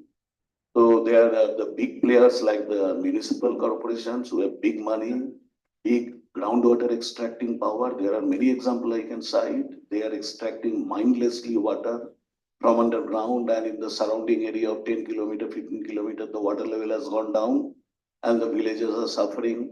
Around some industries, again, there is a groundwater sink. So they are the intruder in the, I mean, disruptor in the equitable distribution of groundwater within a village, community level, sharing of the resources, etc., etc. And thanks to Jogesh sir that he has initiated a study initiated a course, in Kutch University on groundwater, science and groundwater management for practicing people who are interested in groundwater. I think 10-month diploma course. I will just raise a point. For last 4 years, I have been given the responsibility by INSA, Indian National Science Academy, to compile the hydrogeology or groundwater research that is happening in India. You know, 2 terms, because for IGC, they need to submit the progress of different sphere of geoscience in India. Say about 34 items are there. One of the item is groundwater. Now, while we had a team, while we are going through the publication, the maximum number of publication in India in the domain of geoscience is happening in the groundwater. Groundwater quality, groundwater modeling, artificial recharge, rainwater harvesting, geophysical investigation, social research, economy research. But if I ask you in how many universities groundwater course is there will be a big silence. In how many universities in the civil engineering department or in the geology department, geoscience department, due importance is given in groundwater in the course, there will be a big silence. How much is the opportunity after the students, they are coming out with PhD in groundwater, there again will be big silence. If I ask how many state governments are equipped with adequate trained hydrogeologists, again there will be a big silence. But in any state, we'll get a big fat department dealing with water resource, dealing with dams, dealing with canals, but the service is rendered by groundwater. It's a big irony. So let us invite Sri Silp Verma. Silp Verma has more than 20 years of experience in water, energy, and rural livelihood domain. He studied economics in the University of Delhi and did masters in rural management from the Institute of Rural Management, Anand, IRMA, and current role as the senior researcher and deputy country representative IWMI in Anand. He is a well-known researcher and is a clip presenter. Welcome him. Thank you, sir, and thank you to all the speakers before me because they've made my job easier. What I'm going to talk about is slightly different from the three presentations we've heard so far. I'm actually going to talk more about energy than groundwater. And the reason for that is that we figured out, I'm representing a program in IMI called the IMI Tata Water Policy Program. This is a 25-year-old program with the mandate not just to produce new science, but to convert science into field action.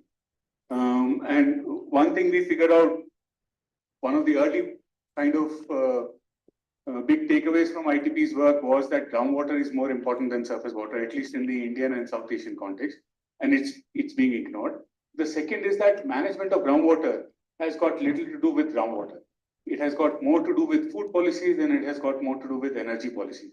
So we find that the way energy policies are defined has more impact on groundwater than any water law or water policy. And therefore, whenever we talk about groundwater management or groundwater governance, we have to look at the energy side of it also. So I'm going to talk about how our work in this field has evolved. What are we doing now? One of the solutions which I'm basically calling it a nature-based solution, but it's a nature-based nexus solution because it's looking beyond one sector and looking at the nexus between water, energy, and food sectors. Okay, so I'm not going to spend too much time here, but the major point here is that groundwater irrigation has made irrigation in India more accessible and more democratic. If you look at this, the map on the left shows all the irrigated areas. And these go well beyond the command area of irrigation system. If our irrigation was limited to just the surface irrigation systems that have been built, then I think this would have been 10% of this. But irrigation has reached every corner of the country, and the main reason for that is groundwater. And the second map, each red dot on that map represents 5,000 minor irrigation structures. So it's atomistic, but it's also more democratic because even small farmers who did not or were not lucky enough to be part of the command area of a large irrigation system, even they could improve the productivity of their land by tapping into groundwater. Now, of course, this has actually contributed in a big way to India achieving food self-sufficiency and food security, but it also has a downside.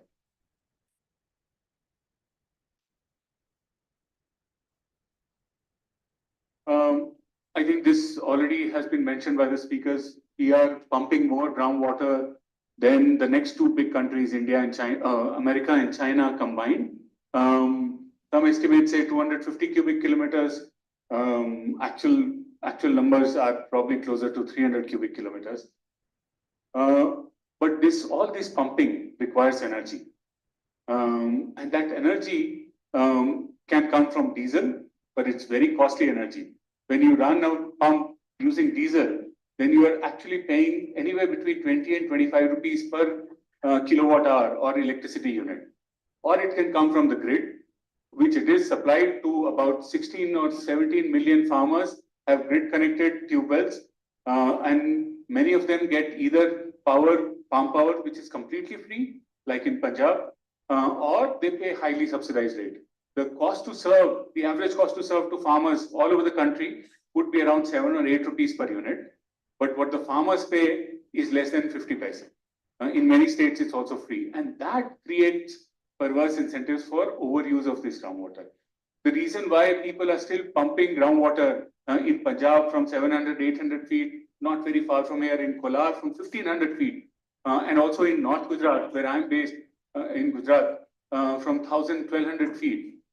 The reason why people are able to do that is because the energy to pump that groundwater is free.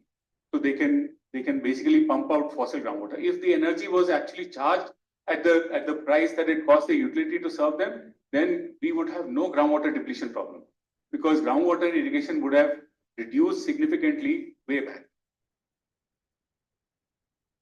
Now, subsidized power or free power, what we've realized is it's very easy for politicians to promise, but it's very difficult for the utilities to deliver, because farmers need a lot of energy.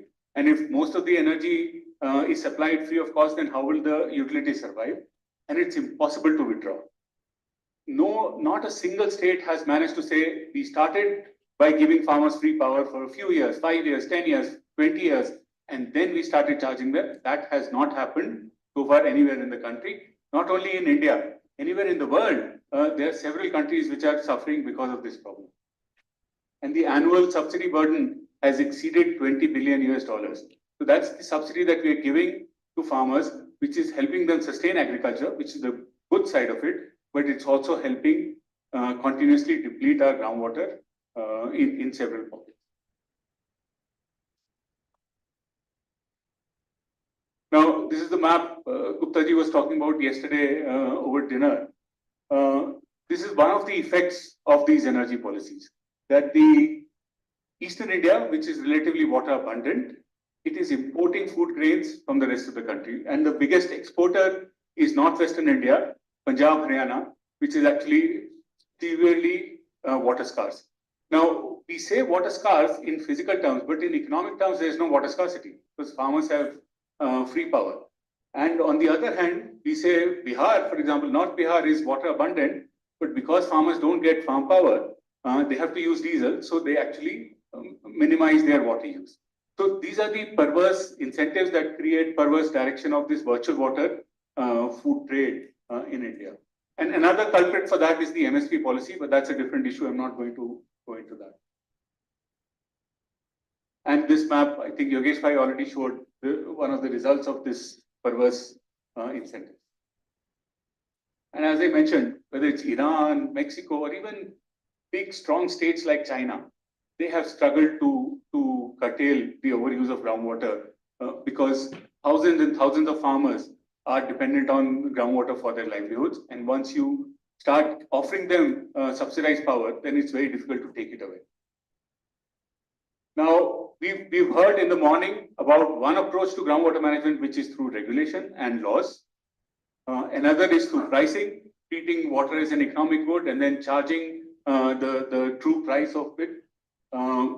Both have issues. The first one cannot work in a country like India because we have millions of very small users, and the transaction costs of dealing with them or actually enforcing laws are so high, and our enforcement capacity is so low. Pricing, of course, we all know why it won't work, because farmers are a big vote bank, and also because irrigation plays such a big role in sustaining livelihoods, it would be cruel to price water at its true value. Another approach which both Yogesh Bhai and Himanshu have talked about is participatory groundwater management. I think even without doing anything, groundwater is the most participatory irrigation method in the world, because all these 20, 25, 30 million structures that have been built, they've all been built with private capital. 98% of the investment that has gone into these systems have been private money of poor farmers. So there's already a lot of participation, but there is less management. And that's what participatory groundwater management is trying to bring in, to treat groundwater as common, to introduce concepts like water budgeting, and then to introduce some sort of self-regulation. And the final approach, which is the one that I'm going to talk about, is the indirect approaches. Try and use policies of other sectors to see whether they can become an instrument of groundwater governance. And in the example that I'm talking about, that's energy policy. Now, one of the few successes that we've had in using energy policies for improving groundwater governance is Gujarat's Jyotirgram Yojana. This was implemented in 2005-06, roughly around that time. And over a period of 18 months, the entire rural grid of Gujarat was revamped to do something which no other state till then had managed to do. And I will show what was. Now, before Jyotirgram, this was the case in the rural feeders, and it was complete anarchy. The farmers wanted to pump for 15, 16 hours in a day, but the DISCOM wanted them to pump less because any power that the farmers were using, they were not getting any revenue from it. And also it was depleting aquifers. So they used to do this very kind of innovative thing. They used to supply three-phase power for only 8 hours. And to run big systems like irrigation pumps, you need three-phase power. And then the rest of the time, they would only supply single-phase power, which means that you can run a fan and a bulb in your house, but you can't run big equipment like irrigation pumps.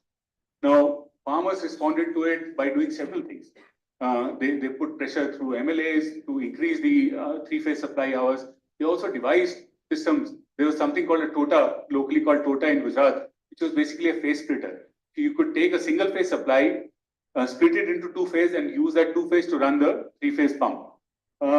They also installed auto switches. So whenever the power would come, the pump would start running and start irrigating, and that led to even more wastage. The impact was that the utility was bankrupt, but also the farmers were very unhappy. What Gujarat did over a period of 18 months was something like this. So they just rewired the rural feeders, and they put all the agriculture connections on dedicated agriculture feeders and all the other users on what they call Jyotirgram feeders. And the Jyotirgram feeders were powered with high quality three-phase connections for 24 hours. And the main selling point of this from the government side was, we want to give 24/7 power to rural areas, which is available only to urban areas so far. But they separated the agriculture feeders, and now it became much easier to actually ration power supply to farmers. And not just ration, they actually did intelligent ration. So agriculture demand is very seasonal. In some days of the year, farmers need 15 hours of power, but in other days they can do with 2 hours. And they started aligning the supply on these agriculture feeders with the demand of agriculture. And that actually led to significant gains in agriculture, but also in the domestic sectors, because households were now getting much better power supply, and it also led to boost in rural industrialization. So this scheme was widely appreciated, and then it got replicated in several other states. The Planning Commission offered money for other states to do this kind of feeder separation. But like we discussed yesterday also, this became a technical fix. So a lot of the other states did the feeder separation part, but they were not able to do the intelligent rationing part, which happened in Gujarat, and that actually led to much of the positive benefits. Now, one new opportunity that in the last 10 years that is coming in this water energy nexus space is the coming of solar pumps. Solar pumps have been around for 40, 50 years, but they were just too expensive. But now the cost of solar cells has come down significantly. It's still beyond the reach of poor farmers, but with some support from the government or from civil society, farmers are adopting solar pumps. We've gone from maybe 2,000, 3,000 solar pumps, which were mostly in agricultural universities by 2010, to now 500,000 solar pumps. It's still a very small part of the larger irrigation economy, but it's growing rapidly. And this actually offers new ways of developing nexus solutions that can solve some of these incentive problems. I can skip this, but basically solar is one of the few resources in which the third world is actually very rich. We have a lot of sunshine. Solar technology first developed in Europe, where they actually have very little sun. It didn't make sense to do solar there, but it makes a lot of sense to do solar in countries like India. So it was not surprising that when it comes to solar use in agriculture, South Asia was an early leader. India and Bangladesh, even in 2009, we had a significant chunk of the global deployment. It went up. In 2019, we reached about 0.5 gigawatt. But since then, over the next 3 years, it went up, it doubled. And this is largely thanks to state and central government policies in India. but also in some of the other countries in South Asia. Bangladesh is also doing very well on solarization of agriculture. And that's not surprising because, as I already mentioned, we are kind of the epicenter of pump irrigation. So if we have so much pumping requirement, then of course solarizing that would make sense. But the problem is this, that standalone solar pumps basically mimic free power regime. That once you install a solar pump, either through a government subsidy or a CSR money, then, and if the energy being generated by the pump can only be used for pumping groundwater, then that's what will happen. That there will be a tendency for farmers to use more and more groundwater, in some cases very inefficiently. And it might also lead to a shift towards more water intensive crops. Now, indiscriminate solar expansion can threaten our already fragile aquifers, and it can also make groundwater governance more challenging. Because when you give free power, you can at least ration it. And if you're smart, you can ration it intelligently. But once the solar panels are installed on the field, this rationing option also goes away. So it's basically up to the farmers to do whatever they want with the energy that these panels are generating. And interestingly, what has happened, the blue dots are all the electric pumps, the yellow dots are all the diesel pumps. Now, ideally, solar pumps should have replaced the diesel pumps because that makes sense. Diesel is very costly and you replace it with solar pumps. But what is happening because of the way our subsidy programs are being implemented is that more solar pumps are coming where there are already subsidized electric pumps, and which is also the part of India which is facing more severe groundwater problems. So that's a challenge that we were trying to address. And to address that, we came up with a solution of grid-connected solar pumps. What we did in 2015, that's 10 years ago, we convinced 9 farmers in one village, not very far from where I'm based in Anand, to take solar pumps, but that was not new. Several government schemes and several CSO programs were offering them solar pumps, but to connect these solar pumps to the grid through a microgrid. So we organized these farmers into a cooperative, and this cooperative ended up having after about 1.5 years of dealing with the government, this cooperative now has a 25-year power purchase agreement with the electricity utility, MGVCL, which is the local utility. And that basically mandates that any power that they generate through the solar panels, which they don't use for pumping themselves, they can sell it to the grid and earn money out of it. And that's the main core of the experiment that we did. Because they have the option of not using all the power for irrigation and earning some money by evacuating power, they basically treat solar power as a crop that they're growing on their fields and they're earning money from it.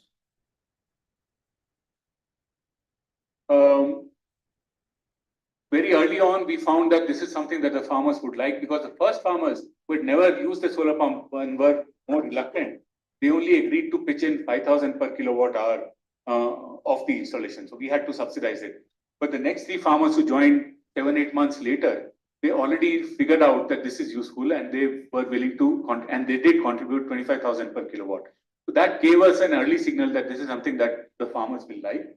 What we found is that they're only using 1/3 of the power that they're generating for their irrigation. And they have not changed their irrigation practice. So they're still irrigating what they were irrigating earlier, but they're doing it more efficiently and they're able to evacuate 2/3 of the power that the panels are generating. And that's given them, these 9 farmers, more than 20 lakhs of income, additional income. And this is basically a climate resilient source of income. Even if for some reason there's a drought, there's a flood, they can't grow any crop, even then, this is a crop that does not require any raw materials. This is a crop that does not have to worry about pest attack. This is a fixed kind of secure income that they can earn. Now, this has since been scaled up by the government of Gujarat with 4,500 farmers, and we've got some very interesting results from that. What we find is that 3/4 of the sky farmers, the Surya Shakti Kisan Yojana and the government scheme, are actually net exporters. There are some who are using all the solar power and also importing, and they are basically big water lords. They are the water sellers. But 3/4 of the farmers who are beneficiaries of this scheme, they are net exporters, and they can earn money from the income that they are generating. Some of the net importers are also because of systematic failures. So the panels were not working, the grid was down, they could not evacuate, and therefore they became net importers, not just the water sellers. What we've also found is that farmers are learning from this experience. It takes time to change your cropping practices and your irrigation practices, but the discounts are not. The Sky scheme stopped at 96 feeders and 4,500 farmers, and now they said this will be part of Kusum. It is one of the components of Kusum, but that component is struggling, and I will talk about some of the reasons why. Now, would doing this solve all the groundwater problems? The answer is no. Just implementing grid-connected solar pumps is not going to fix the problem, but it can be a starting point for a groundwater demand management kind of strategy. All that we've heard so far is that it's relatively easier to convince farmers to come together and recharge groundwater, increase the resource. All these are supply-side interventions. So it's much more difficult to convince farmers to reduce their use. And unless we can do that by a way that actually leads to increase in income, I don't think that we will get any large-scale successes. So what we find is that Kusum is struggling because of several reasons, because it's become a target-driven rat race. The government has set up target, and then it's basically pushing states to meet those targets. The DISCOMs are least interested in working with farmers. They actually think of farmers as a headache, and they don't want to work with them. So the only component of Kusum that is working is just giving away off-grid pumps, which are actually going to be detrimental for groundwater. Then there are also issues between center and state. Chhattisgarh has done almost 1 lakh solar pumps, but they're not part of Kusum because they don't like the union government. So they want to work on their own. Similarly, West Bengal has refused to work with Kusum. So all these are kind of politics, which I don't think that we can handle, but there are also policy incoherence. Gujarat, where we found a lot of interest for farmers to do these grid connected pumps, also introduced what is called Kisan Suryodaya Yojana. Now, one of the attractions of solar pumps was that they offered daytime power, and farmers liked that. Before that, through the grid, they were getting 15 days of daytime power, 15 days of nighttime power. But with solar, they got daytime power. Kisan Suryodaya Yojana is promising to do that, give daytime power even to grid connected farmers. So it has reduced the appeal of solar pumps for farmers. And that is one of the reasons why solar pumps are not taking off even more than they are right now. So basically, the central point for every scheme is ease of doing business. How can we get this scheme done? How can we meet the targets in the easiest possible way? Not what is the best way of doing it. So we need more application of mind in the implementation of some of these schemes. So what is the way forward? I think this grid-connected solar pumps or solar pump or solar power as a remunerative crop can be a starting point for an improved groundwater governance strategy, but it's not a panacea in itself. Just doing these grid-connected pumps is not going to solve the groundwater problem. But once farmers have the incentive to actually use water and energy efficiently, then you can go with several other propositions to them, which they will have more interest in. We need to fill in the institutional gap. We've seen any such large movements, like I'm based in Anand, we've all seen the Amul movement. It required Operation Flood, it required the National Dairy Development Board to put in a lot of effort. It won't happen on its own. That is missing in the case of solar. But whether we do it through Kusum or not, solar is going to scale up because the costs are coming down every day. And eventually farmers will be able to install solar pumps even without government subsidies. And then the groundwater problem will really start. So the last point I want to make is that with climate change, groundwater's importance is only going to grow because groundwater acts as a buffer. It responds more slowly to changes in climate than surface water sources. And if we don't manage this resource well, then we can forget about building the climate resilience of our rural community. Thank you.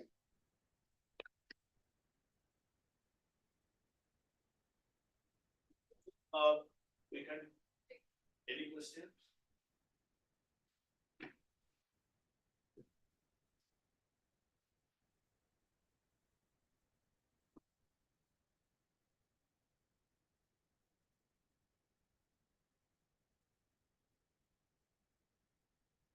So thank you for the presentation. I just had one quick question. You said that Spark can be used as an initial point for groundwater governance, but it seems a little counterintuitive to me, if you could unpack that. The reason I say is you said it yourself, like the relatively free availability of energy for farmers in the west compared to the east is what helped drive the groundwater growth in the first.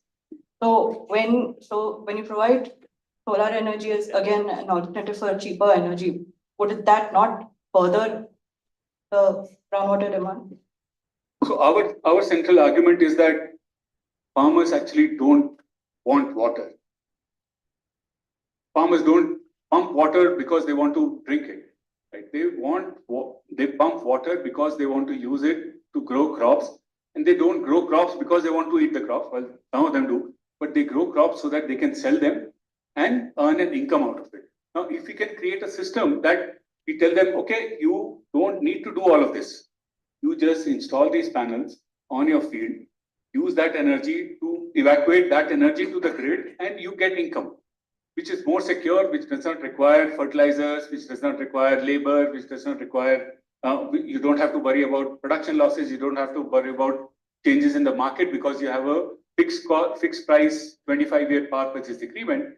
Then this actually incentivizes that they use whatever energy that they will not stop farming, right? But they will have an incentive to use the minimum amount of water and energy for their farming so that the rest they can evacuate and then earn a second source of income from. So that's the core principle of this.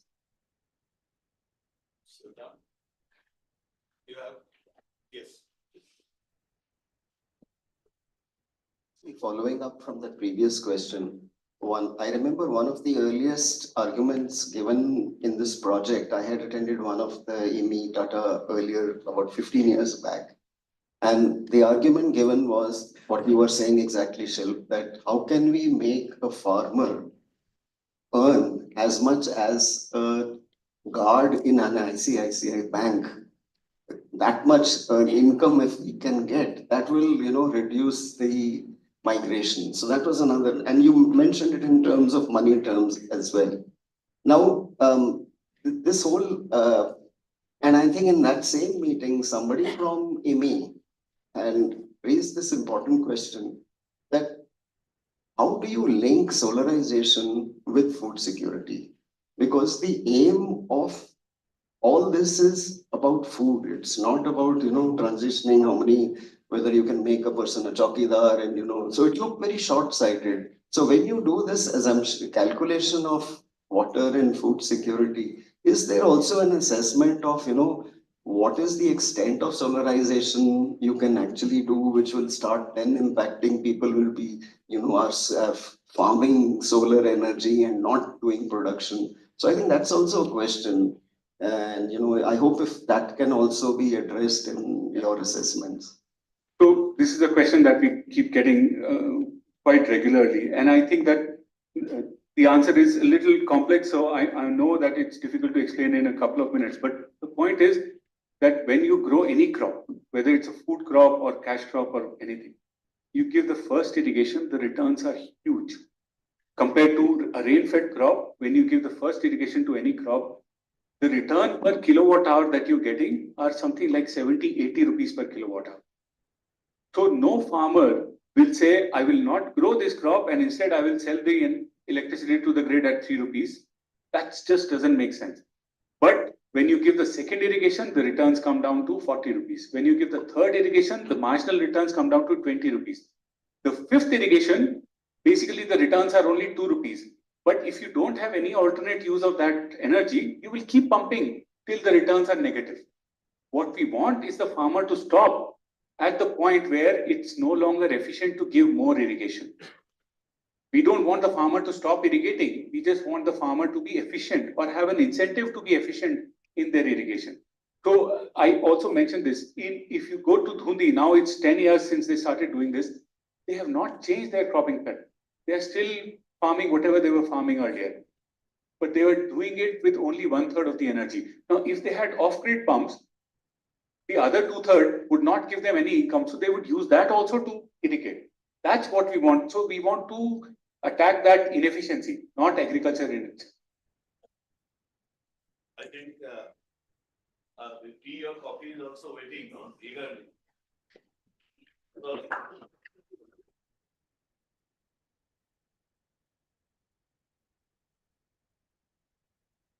Now I think the presentations are over. We'll have a coffee break for about 15 minutes.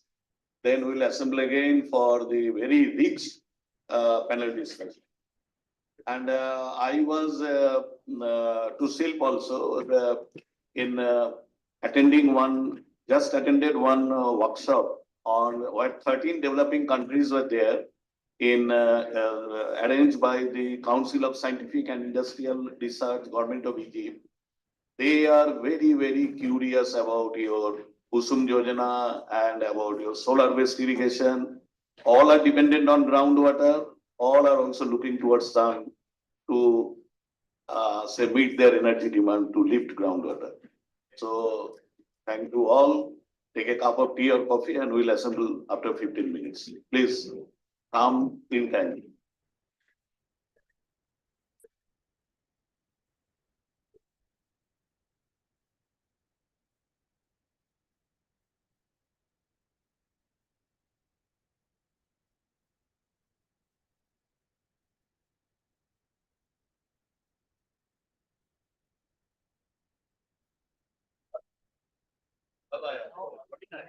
You were busy discussing, so I thought I would meet you later. Thanks for inviting. Thank you. Yesterday I couldn't come. Huh? This has been the most interesting session.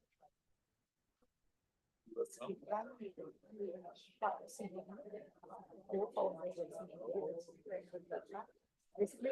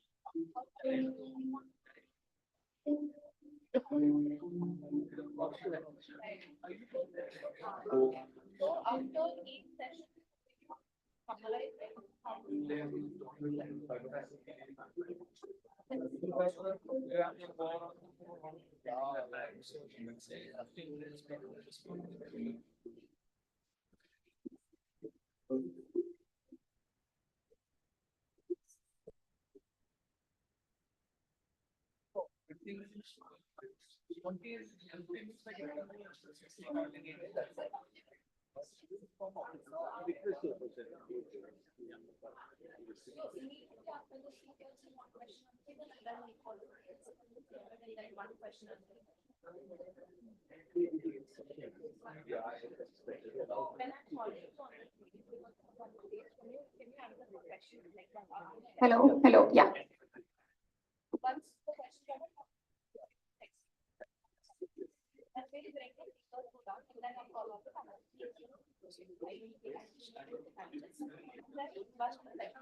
Hello, everyone. Welcome back to the second part of the session. We'll start with the second part of the session, which is on the, again, on the groundwater resource management. We have an esteemed guest here and panelists who will be discussing on groundwater resource management. Yeah, so I request everyone to be seated. Thank you, sir. Thank you. So in our previous sessions, we had four presentations, which are highly enriching discussions, the discussions around water rights, And there were discussions around the complexities of regulatory framework and the need for amending the existing regulations. And there were discussions on the Himanshu sir was actually showing lights on the different perspectives, how there is a shift in perspective in groundwater resource management, the perceptions of policies and practitioners in groundwater management and groundwater governance. Yeah. So actually, he also discussed about the need for future discussions on interlinking rivers with groundwater resource management. That's something we need to think, and that's one of the valuable key takeaways from the session. And this was followed by the session where we actually looked into the case study of groundwater management in Kutch, where actually it was about the traditional water management in Kutch, where it was about managing the aquifer recharge through community and the benefits of crop water budgeting. And we had the final session where Shiv sir was discussing on water, energy, food nexus through nature-based nexus solution. That was interesting. So how over subsidization is leading to over exploitation of groundwater. And also we actually discussed about the virtual water trade, and then how we need to separate agriculture feeders with the Jyotigram feeders. That case study was interesting. And about the solarization of agriculture. I think that set the context for this panel, which is on the groundwater resource management. And we want to listen to the speakers for long, but in the interest of time, we are kind of sticking onto the time. Now, to make my job easier, I would like to call upon Mr. Shri Deepankar Saha on the stage to moderate the session. A big round of applause to Dr. Deepankar Saha. Over to you.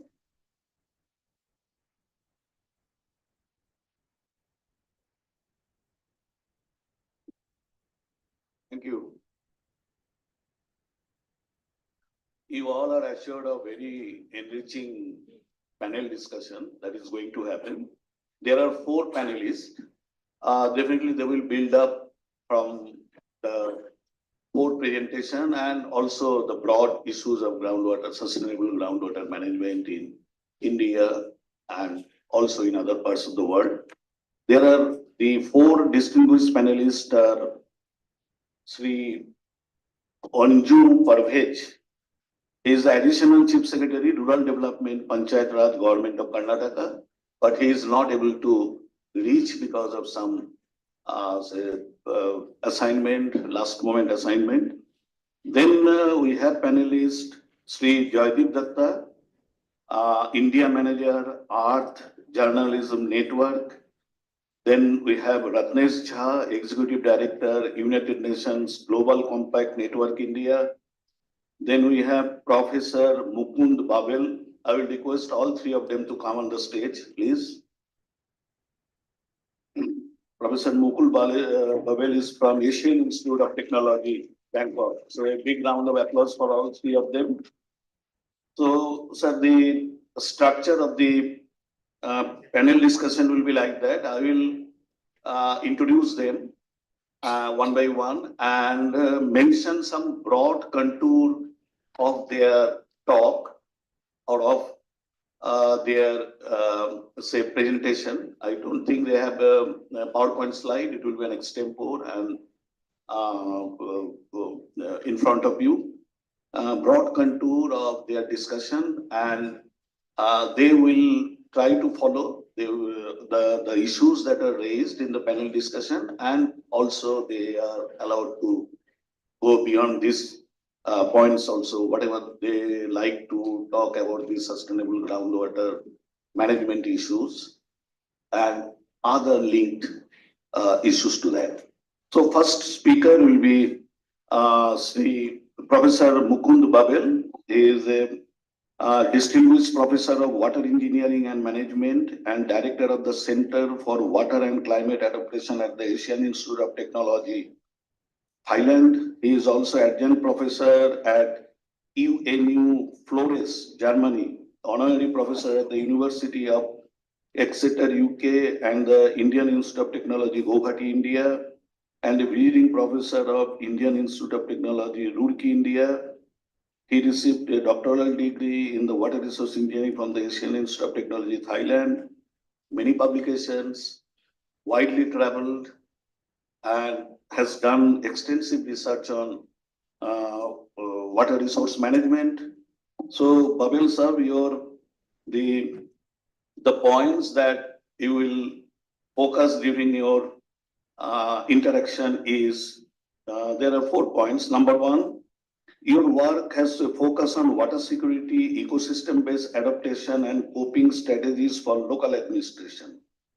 Based on your research, what are your key learnings which may get implemented in short, medium, and long term in South and Southeast Asia? Point number 2, you are also working on a tool to assess the water security of the urban cities of East Asia.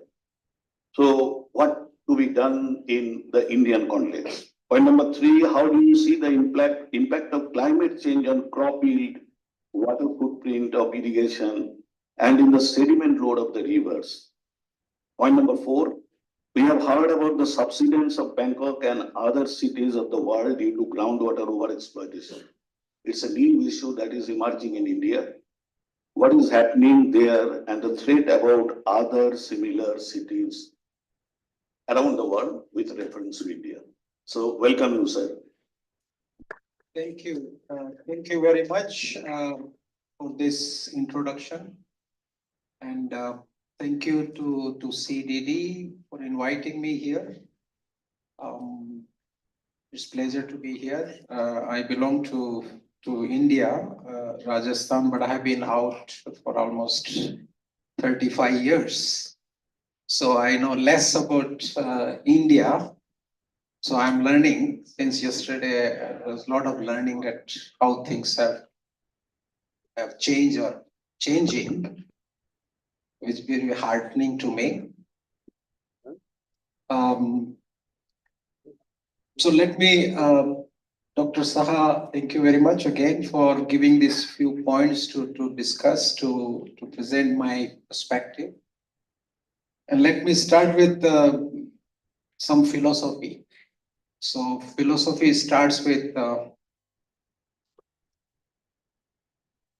non-knowns, non-unknowns,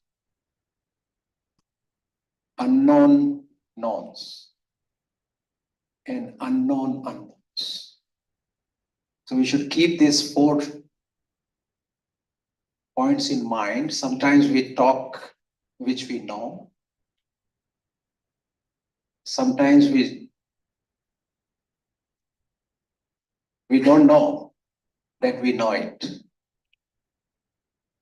So it has got a lot of meaning in terms of what we are discussing since yesterday. And that takes to the second point, where we all should agree that water problems are quite complex. We may call them wicked problems. And I have been kind of developing my thinking or my perspective of moving away from problem to solution. Solutions are not the answers for those very complex open problems. We saw some of the presentations yesterday and today where the systems are open. We are talking about water, groundwater, solar energy. It's quite complex open system we are talking. And that's the nature of problem which we have in water sector. The water sector would change or is changing much faster than any other sector, not because of within water sector what is happening, but what happens in other sectors. So water sector is impacted by other sectors. May it be energy sector, may it be food sector, food security, energy security, human security. So I would prefer to go what we called a challenge and a response. And having said that, whenever we talk about a problem, we try to find a solution. And I would say that the solution becomes a problem next day. And there are many such examples. And I will take one example from my own. Back in 1986, when I was working in India, I was doing a project to promote plastics in agriculture. And now we are trying to avoid plastic within 40 years. So whatever we would like to propose a solution, I would say it's a response to the challenge we have today. Is not the problem because most of the time we do not analyze problem to the extent it should be. And that reminds me the Albert Einstein's saying, which most of you must be knowing, that if I had 1 hour, I would spend 55 minutes to analyze the problem, to understand the problem, 5 minutes to find the so-called solution.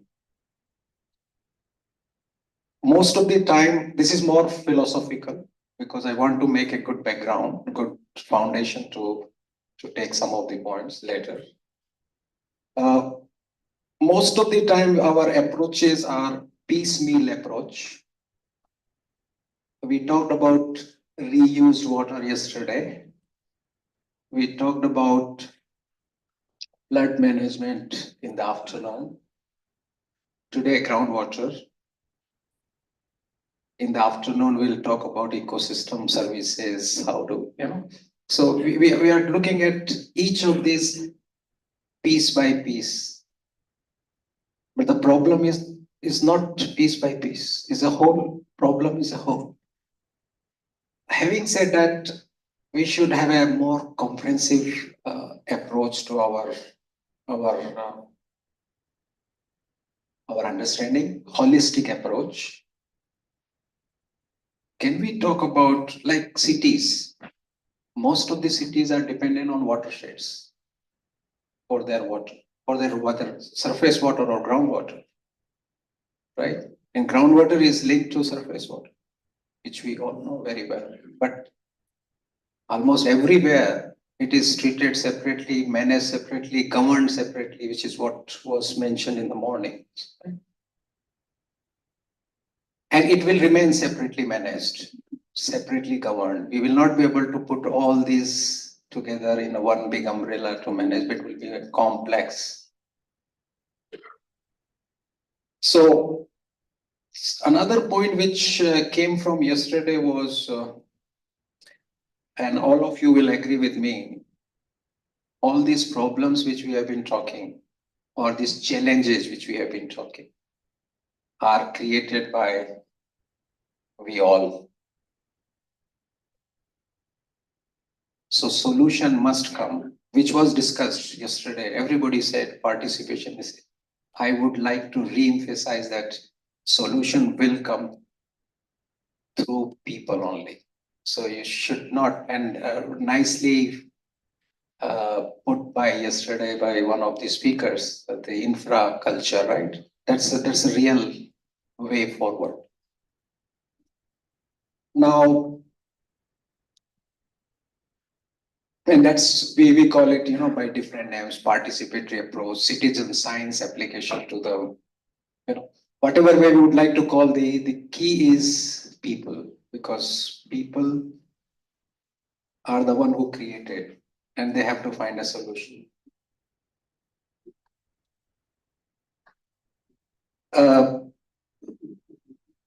NBS has been discussed. And my viewpoint with my own experience of working in NBS, especially from research point of view, not from actual implementation, except a couple of projects. A hybrid way of infrastructure would be way forward. because of various reasons, the political system we have, the elections are happening every 5 years, 4 years across.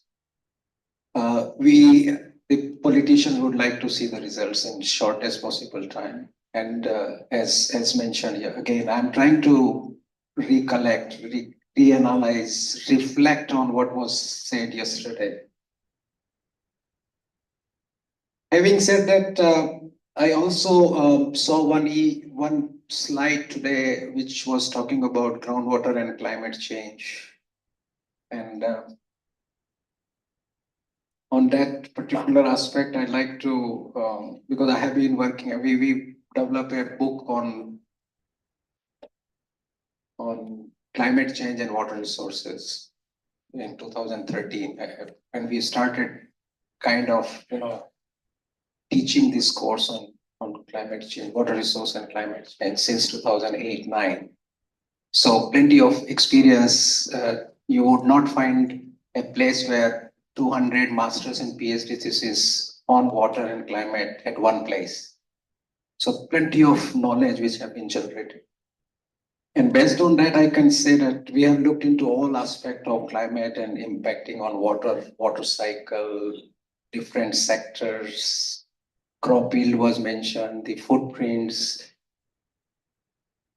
And we have worked along, across South Asia and Southeast Asia, Afghanistan to all the way Philippines. So there are plenty of, having said that, we have to understand what is climate change basically. So I would like to remind that how do we understand climate change, climate variability, and if we can address climate variability, because climate change is something which is long term. The temperature will increase by 2 degrees or 3 degrees. 1.5 was the target. Now we have already crossed 1.5. So what I want to say is that try to understand the climate variability which would affect your groundwater recharge. Even not only the surface water and different components of water cycle. And if we can address this variability, and which is again can come from internal climate system itself or anthropogenic forcing. And this is what we always say now, everything is happening because of the anthropogenic forces, which may not be true. So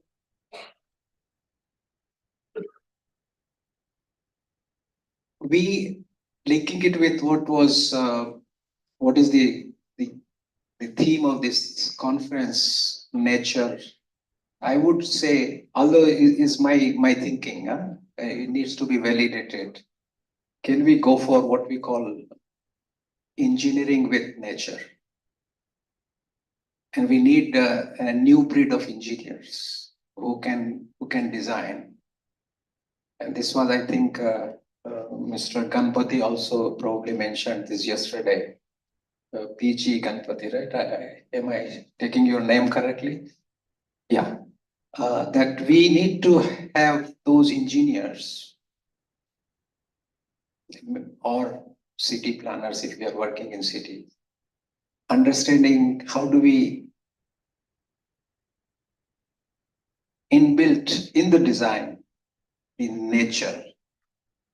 Okay, and I can elaborate if there is a need on that later on. Water security was mentioned, and I would like to, because this is kind of my forte for last 10, 12 years, I would like to bring in that. And I would like to involve our audience here. I would like to have 2 people to speak. What do they mean by water security? Any of you, raise your hand, 30 seconds. Tell me, what do you mean by water security?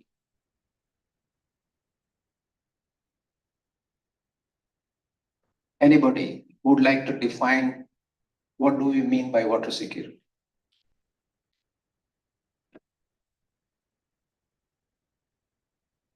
Anybody? Yeah.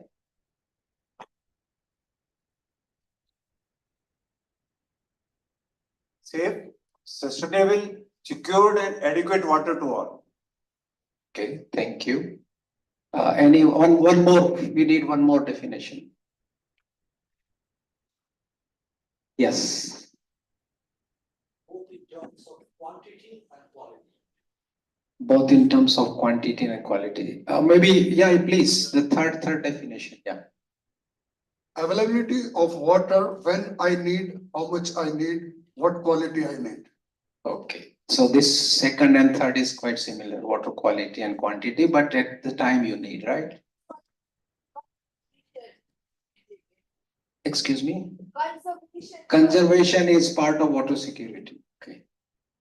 Okay, let me tell you, yes.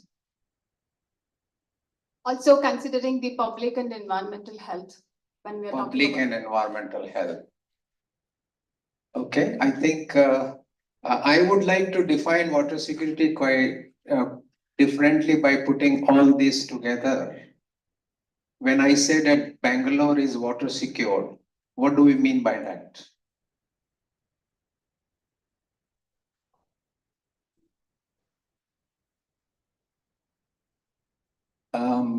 When we say a city is secured, a basin is secured, or 100% security may not be achieved. But when I say Bengaluru is water secured, I mean it's available resources is given in available. Okay. But can we expand it? Can we understand it? Can we put all these themes which we have been discussing yesterday to today? And that would be the water security. Okay. It is a concept which is broader than only supplying water and sanitation. It is broader than availability of water and the good quality of water. It is much broader than that. It is much broader than preserving our ponds only or the lakes in the cities. Water security means it must address or must constitute of 5 aspects when it comes to city.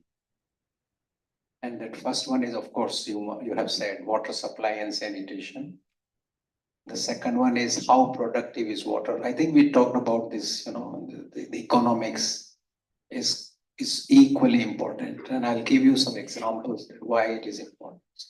So how productive is water, whether it's for industry or whether it's for municipal use or domestic use or agriculture? How are we using that water?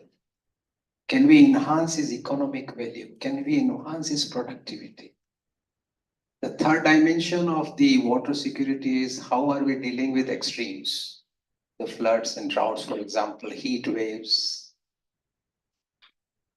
The fourth dimension is water environment. How is our water in the city, in the rivers and canals or whatever water bodies? And the fifth and foremost important is how water is governed. So if you look at holistically a city should be able to supply 24/7, whatever way you want to define, water supply, proper sanitation. The people should be, yesterday there was a talk that, I can go and my value of my land is near to the drain, but drain is so clean, so maintained that I can have my house next to it, right? And we are using water to the best of our ability in terms of its economics. And we are protected against floods and droughts. We talked about so many floods happening not only in global south, but global north as well. These extremes are not differentiating between global north and south. So think of something which we would like to achieve. We would like to see that there is no floods happening in Bengaluru. There is enough water is supplied. The lakes and rivers and whatever streams are within the city. My knowledge about the city is less because this is my second or third visit for very short times. I don't know much, but can we have, and water is managed to a level where we all are happy. So think on that and try to change. How do we proceed? How do we go about it? Now, the second point comes that, in my view, I consider water crisis and climate crisis. The climate crisis would impact the water crisis or water sector the first. Then only all your economic sector will come in. All your energy security, food security, there is a very straightforward relationship between the economy and the water use. Very linear relationship. I am of the opinion that water management can also, improved water management can also give solution to climate change. So climate challenges, of course, climate will impact the water first, but water can also find solution to the climate problem. Okay, this is some food for thought for us. Sir, I have a very unpleasant duty to perform. So please, 5 minutes. Okay, so that's why you tell me how many minutes I have. Now, yeah, there is a tool we have developed, which we call WATSET tool. I can be faster, no problem. It's called Water Security Assessment Tool for Cities, WATSET, which was given to CDD training also last year. And I like to see that this tool is web-based, free of charge. You can download it. You can not download it. It's web-based, so you can use it and see how secure your cities are. Okay, of course, it's an indicator-based approach we have used. There are 12 indicators. We have made it convenient for practitioners, the city planners. They should be able to use it. So I will not say more about that at this time. Coming back to the point which you have raised is less land subsidence and groundwater. There is a long history, as most of you might know. Tokyo, Osaka, Bangkok, Ho Chi Minh City, Mexico, you name it. There are many. Even Kolkata to some extent, land subsidence has been a very serious issue. And if you trace back the history, there was a time, what I was telling at the beginning, that solution today becomes problem tomorrow. And this is what exactly happened in case of Bangkok, which we have been studying since 1978. Not me, but my former colleagues. Understanding land subsidence, the link between land subsidence and groundwater. Then we looked into what can be done. So most of the recommendations we made in 1982, 83, 84 were not taken up by the government for another 10, 15 years. And then they realized, oh, no, there is a need to. So there is a lot of regulatory measures we propose, the economic measures we propose, but I will take only one or two of them. And the policy gaps which we found. Groundwater was defined as if you are pumping groundwater below 15 meters, then only you need to register. So registration, like licensing, was one of the solutions which really have helped. So most of the farmers in some of the area of this lower Chao Phraya basin, where most of the rice is grown, they started pumping water from 14.9 meters. Because they can, right? And within certain period, thousands of wells come in, and they're now taking 3.5 crops per year, means 7 crops into.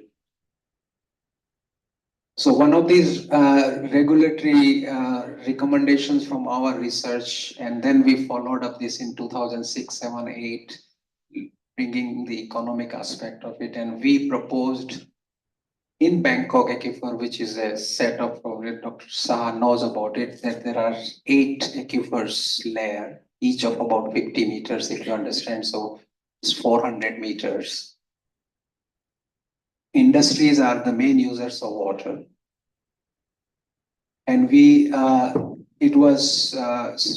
started, like government started charging 8.5 Thai baht, which is about 25 rupees, about 22 rupees of today's exchange, per cubic meter of groundwater.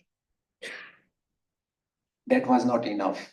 So we introduced what we call groundwater preservation charge of equivalent amount. So the currently groundwater in Bangkok aquifer is charged at 17 Thai baht, which is about 2.5 times, so about 40 rupees per cubic meter of water. So there is a long, again, a lot of information. I would not go into detail. This is how the water table started building up. The water, groundwater use, we just saw how to control. I think at one stage, you need to think this kind of little difficult, although politically it would be very difficult with the democracy and we know all this, again, I would not go into detail on that. But you need to think of something which may not work today. It work 20 years from now, and we should start thinking now. We shouldn't be doing something, these government missions are always good. You implement them. But do we see that what is the consequences they can bring in before we, so again, as yesterday somebody mentioned about life cycle assessment. I think we should look at the little longer, 30, 40 years. We shouldn't be going 100 years, but at least 30, 40 years should be the aim of our thinking. So in the interest of time, probably I would stop here. Although I have 1 or 2 more points, but I leave up to you. Yeah. Thank you. If we get time at the end.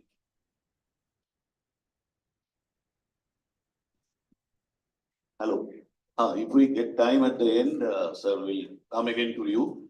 And there can be some remark, some query, some question from the audience. We can pick it at the end of the 3 panelists. That will be better.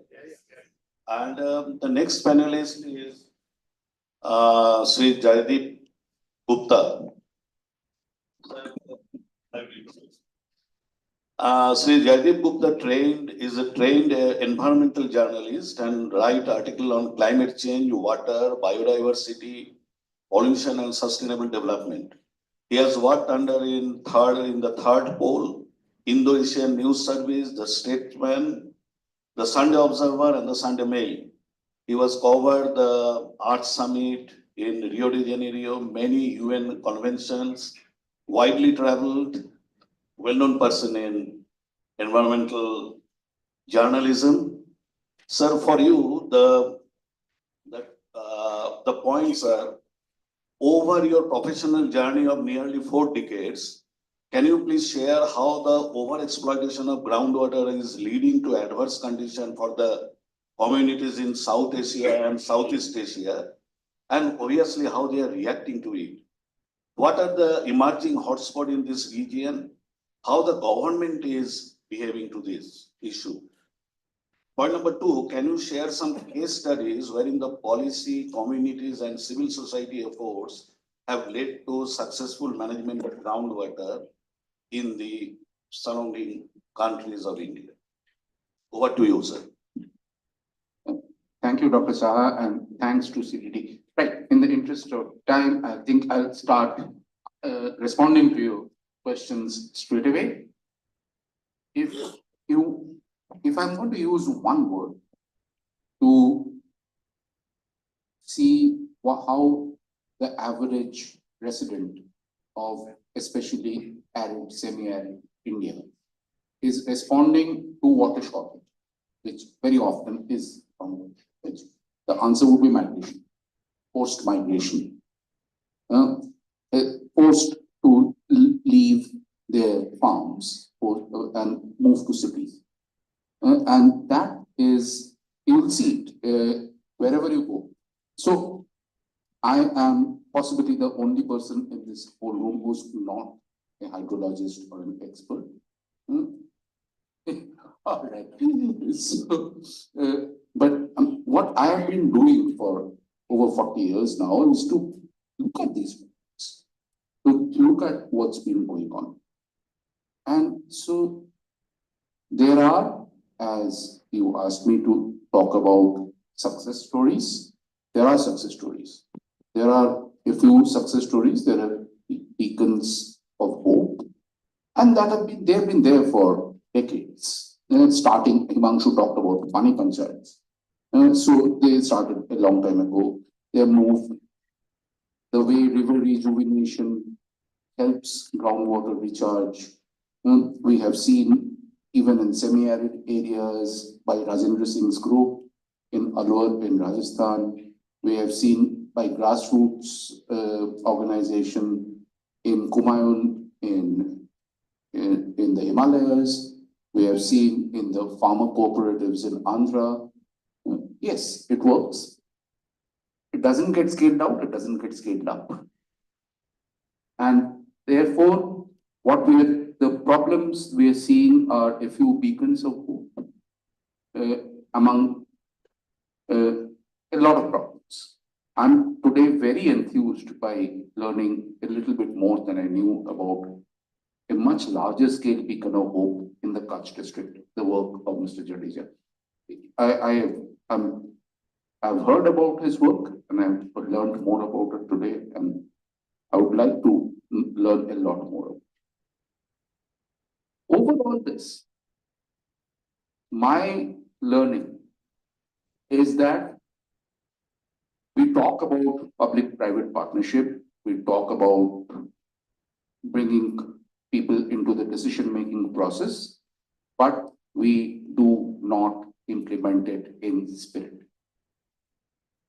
And that is why our major schemes are failing or are just partial successes. As long as we are going to be driven by missions and yojanas, this is not going to change. Because as was pointed out today by Dr. Sushil Gupta also, that if you are going to work according to a given set of rules and laws and a given set of targets given by your boss, if that is how you're going to work, then it's perforce it's top down. So to me, and I know that many hydrocrats hate me when I say this, that you need to flip the way you are thinking. You really need to flip the way you are thinking, and you need to go to the communities first. You need to learn about the communities first. A village is not a homogeneous unit in this country. A village is actually a hotbed of lots of intrigues. And you need to learn that. And you need to work with it. And you need to learn how to take everybody along. And then, and only then, does the kind of participatory groundwater management that Himanshu was talking about works. It works for him because he has done it. He didn't talk about it today. It works for him and his NGO and some other good NGOs because they have first studied the village and studied every village. There is really no shortcut here. You have to have, groundwater has to be looked at village by village by village. You cannot even look at it block by block. Again, something that many bureaucrats hate to hear. And then, basically, I think scientists, hydrologists, policymakers, think tanks need to look at themselves as supporters of communities rather than people who are benefiting communities. It needs a mindset on our part. It needs a mindset change on our part. And when I say our part, I definitely include my tribe of journalists. We have failed. to get the point across. Some of us keep trying. Hopefully someday that will work. So then the job is for scientists, hydrologists, policymakers to support what the communities need, want, tell them what is an optimal solution, coordinate between villages upstream, downstream, in the upstream part of the aquifer, downstream part of the aquifer. Rather than that, how is this going to happen? This is not going to happen if we are going to hold on to the current syllabus of civil engineering in this country. This is simply not going to happen because we are going to keep getting more people coming into this sector who think they know everything. And they really don't know how the people think. They're very good hydrologists, they're very good engineers. But then you need the kind of people that Mr. Jadeja is trying to produce from that course in Kutch University.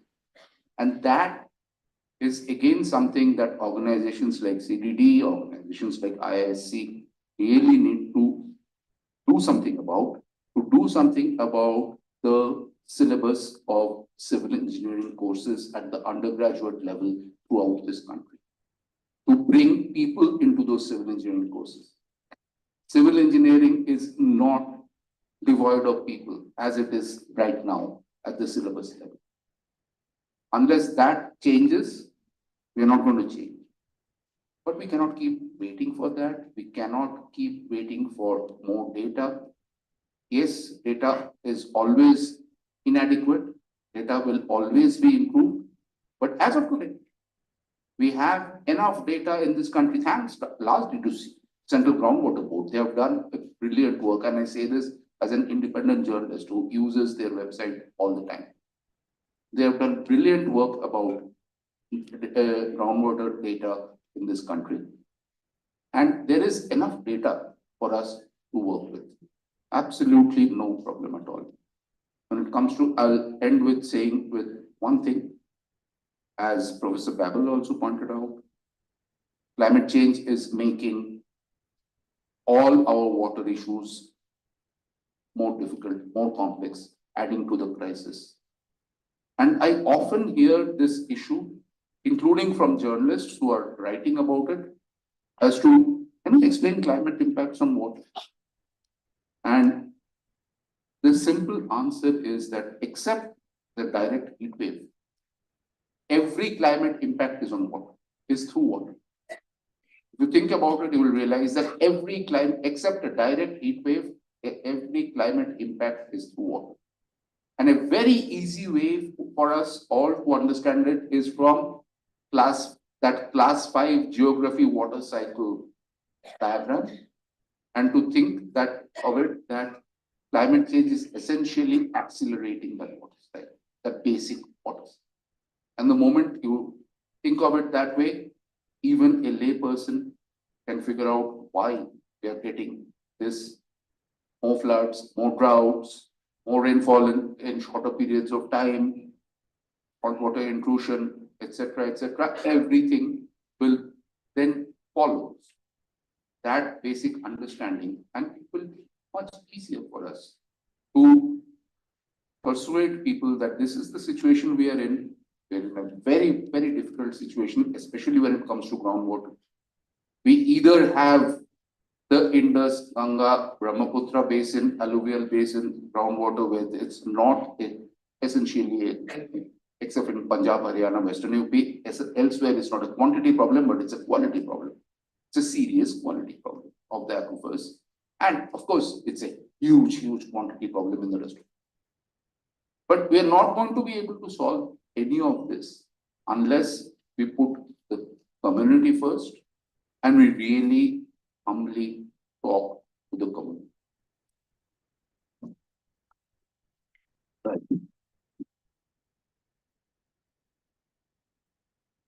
Again, we'll come to all of you at the end. The third panelist is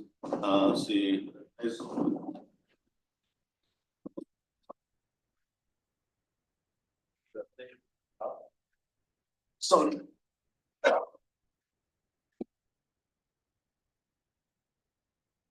Our panelist is Sri Rajneesh Jha. He is an accomplished professional with extensive experience in national and multinational development initiatives.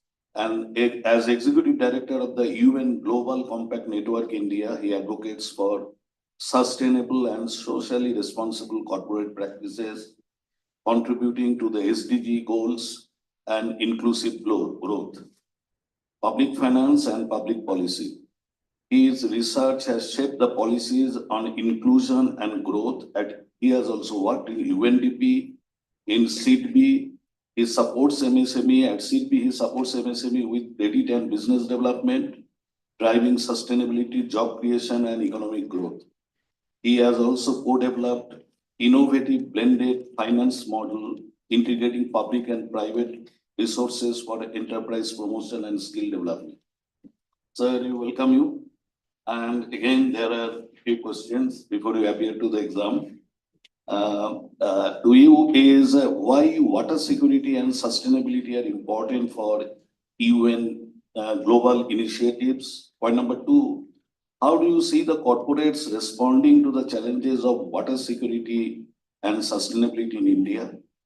And point number 3, can you share some innovative way wherein the private sector has contributed to water security and circularity in India and other countries, the private sectors? Over to you, sir.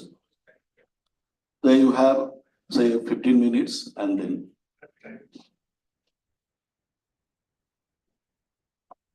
Thank you, Dr. Saha. And thank you, CTD and the wonderful team who has brought together, I mean, yesterday, there was a reference to $57 billion billionaires. I think we have n number of water billionaires among us who have done a lot in their professional life as a passionate. I mean, I was just amazed to listen to all of them. I mean, real work done with the communities, and as you rightly pointed out, that communities have to be brought center stage and all the design has to be around them. And that exactly is my mandate also. So a little bit about what I do during the day when I'm not attending such wonderful knowledge creating atmospheric kind of situations. So basically, Kofi Annan, our UN Secretary General at the turn of the century, when he was launching the Millennial Development Goals, which were the precursors to the Sustainable Development Goals, he had that conviction that unless private sector participates in it, we won't be able to achieve success. And how prophetic those words were, since yesterday we are discussing how private sector can be, I mean, the whole private-public partnership is being discussed. So he created us as a special initiative of the UN Secretary General, and since then we have been expanding our sphere of influence with the corporates. So the corporates become our member. It's a voluntary thing. So across the world today, we are standing at 24,000 plus members, all leading corporates in across 70 countries. And we are present in these many countries, and we work with all the leading corporates to solve the problems and challenges faced by common man. So the whole SDG framework, if you study, it's about people, planet, and profits. So basically, the 17 goals which came in 2015, before that we were working with the MDGs and the private sector. And then now in 2023, I think the realization dawned that we are only 17% towards the achievement of the UN SDGs, which where we had committed that we'll reach there by 2030. So it's a very alarming situation. Only 5 years are left, and we have a lot more ground to cover. So answering the first question on my paper, that why water? So research showed that 5 thematic areas were critical if we have to achieve whatever modest success we want. So closer we want to get to the 2030 agenda or 2030 targets, water, climate action are going to be critical in that. And when we say climate action and water, they are both interlinked. The three remaining pieces of this thematic emphasis was gender equality and living wages and finance and investment related to SDGs. So basically, these were the 5 thematic areas in which UN Secretary General in September 2023, during the UN General Assembly, he urged the private sector to accelerate their achievements in these 5 thematic areas. And we set simple to understand targets, but very difficult to work on. So we at all the country offices, we are supporting the corporates to dovetail their efforts towards the nationally declared contributions in all these thematic areas. And also some activities are CSR led, yes, but there are majority of activities which the corporates have to do within their, so how they use water, where do they buy it from, how they use power, the whole scope 1, 2, and 3 emissions. So all those accounting. And we are also aided by the fact that there is a global movement towards reporting and compliances, which are holding the levers to finance. So we are actually in a very, very opportune kind of a moment if we are able to connect the corporates who are seeking solutions to achieve their targets, either BRSR or Global Reporting Initiative or Dow Jones Sustainability. So everyone is striving towards a better and better compliance, better ranking and rating so that they can access more markets. And also regulation is also tightening the screws as far as the global marketing is concerned. So basically it's a two-way, bottoms up as well as top down. So in that, corporate is really looking for solutions.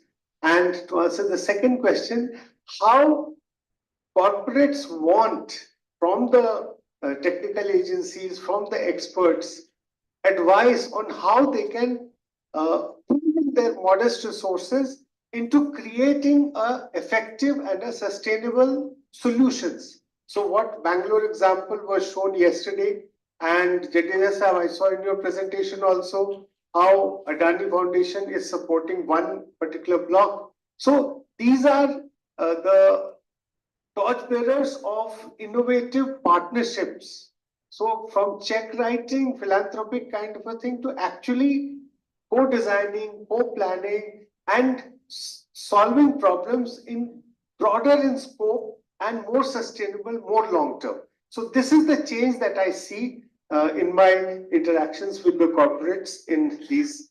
And on water specifically, we are engaged with the HCL Foundation on the Yamuna Rejuvenation Project. Again, it's a multi-stakeholder multi-year platform. So that is the surface. And on groundwater, we have a very modest, we have just initiated in Morena, Madhya Pradesh, where we are looking at using public buildings to have the groundwater harvesting structures, and it is being supported by one of our corporate members. So as a demonstration pilot, and these public buildings, we will not just, and yesterday someone did mention, and we have taken that into our design principle, that not only is setting up structures, that's the easy part, but how to maintain those structures and how community should be involved. So these are more of a demonstration, and MP government has a lot of incentives around these water harvesting. So we are trying to unpack that, train the trainers so that community gets the benefit of these water harvesting structures and aquifers are improved, the water quality and water quantity is improved. So some demonstration activities we are doing, but largely our role is what CDD has done today, bring all the people who are working, who are committed in the certain areas from India as well as from region as well as beyond the region to actually discuss, brainstorm and evolve solutions which are acceptable, which are innovative, which are relevant to, the design is relevant to the realities on the ground. So that is what is our main role. And I assure that whatever I am taking from this 2 days of excellent interaction, I will definitely try to connect some of the dots, some of especially the innovative examples that I was witnessing since yesterday, how we can scale it up, how we can help more and more corporates to join these innovative experiments, which do not remain only at the level of pilots, but actually become real world examples. Now, as I stand here and speak, there are a lot of corporates who have signed up to the CEO Water Mandate, which is a global initiative. And in that, in the water area, we are adopting a river basin approach. So in the river, within the river basin, we are talking of all types of water and how corporates can contribute not only from their actions within the factory gates, but also through their CSR and other engagements and involving the community, how the river basin itself, its health can be measured, monitored and improved upon. The urban flooding example yesterday, I think I think the know-how is there. The political will also, I mean, as demonstrated by yesterday, Bangalore's example, the political will also is there if we are able to marshal it. And so, I mean, Delhi and at least the 7-8 major cities, which we always incessantly see during monsoons or being submerged, I think that also can be a very solution can lie in merging the surface and the groundwater, that kind of a thing. And that expertise is already there. I mean, it was witnessed. So why can't we connect the private sector, the government schemes, and the expertise available in the network to actually forge solutions which are relevant, timely, sustainable, and it eases the pressure on the severe scarcity faced by some regions, as was seen in the gap. So I will stop here. I have 4 minutes to spare, but I really look forward to engaging with all of you in the times to come so that the UN can provide a platform where more and more people can talk to each other and create a sustainable solution for this crisis. Thank you. Thank you. Thank you, sir. And now the floor is open for any opinion, any question, anybody?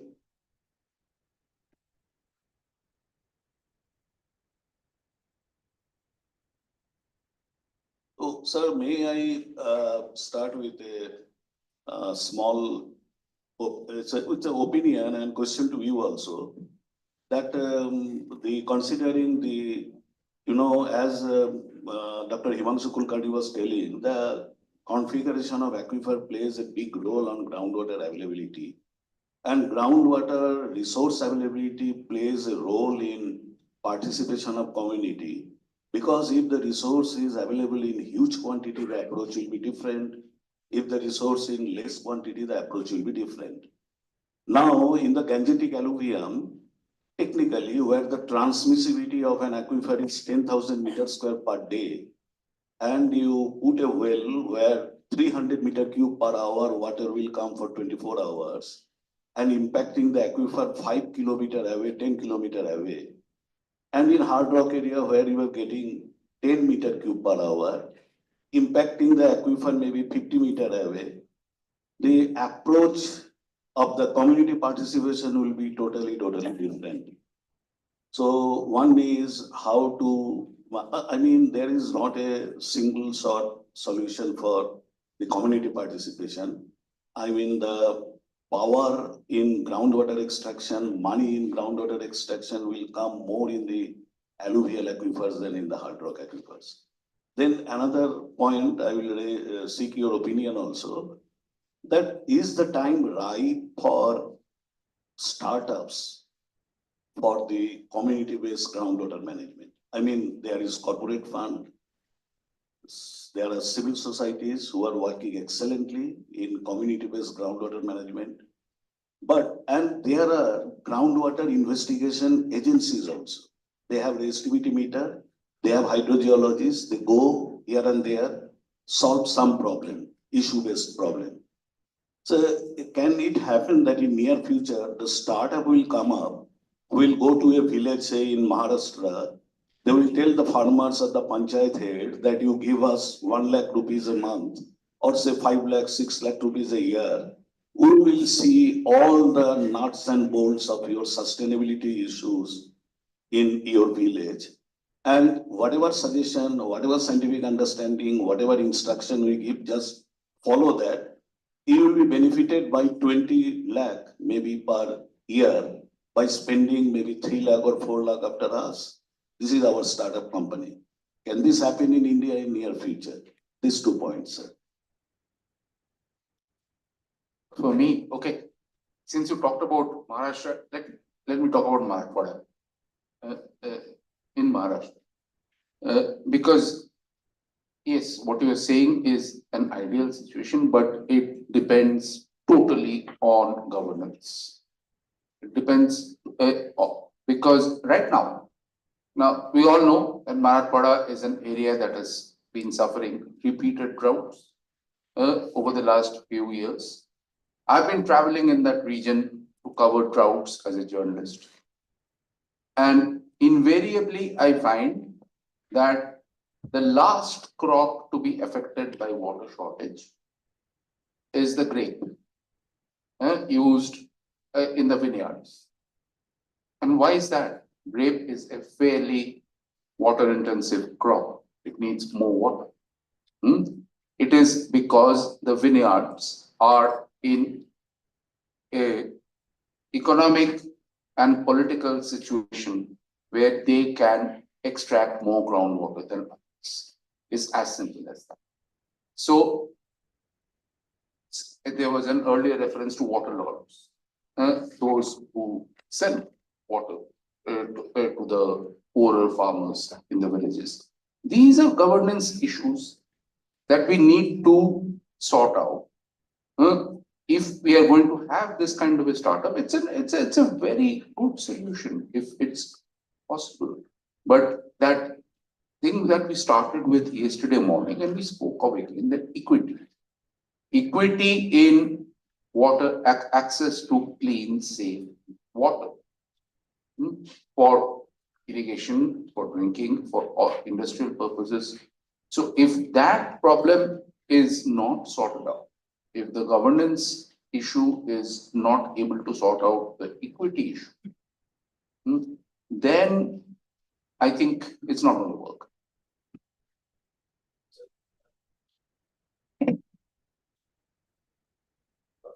Okay, so no, excellent. I mean, in our work in the communities, we have learned this the hard way. It's not a homogeneous community. There are within the community, there are a lot of issues and differences. But ultimately, if the quality of the solution will depend on how much the community adopts it or accepts it or willing to pay 3 lakh kind of a thing.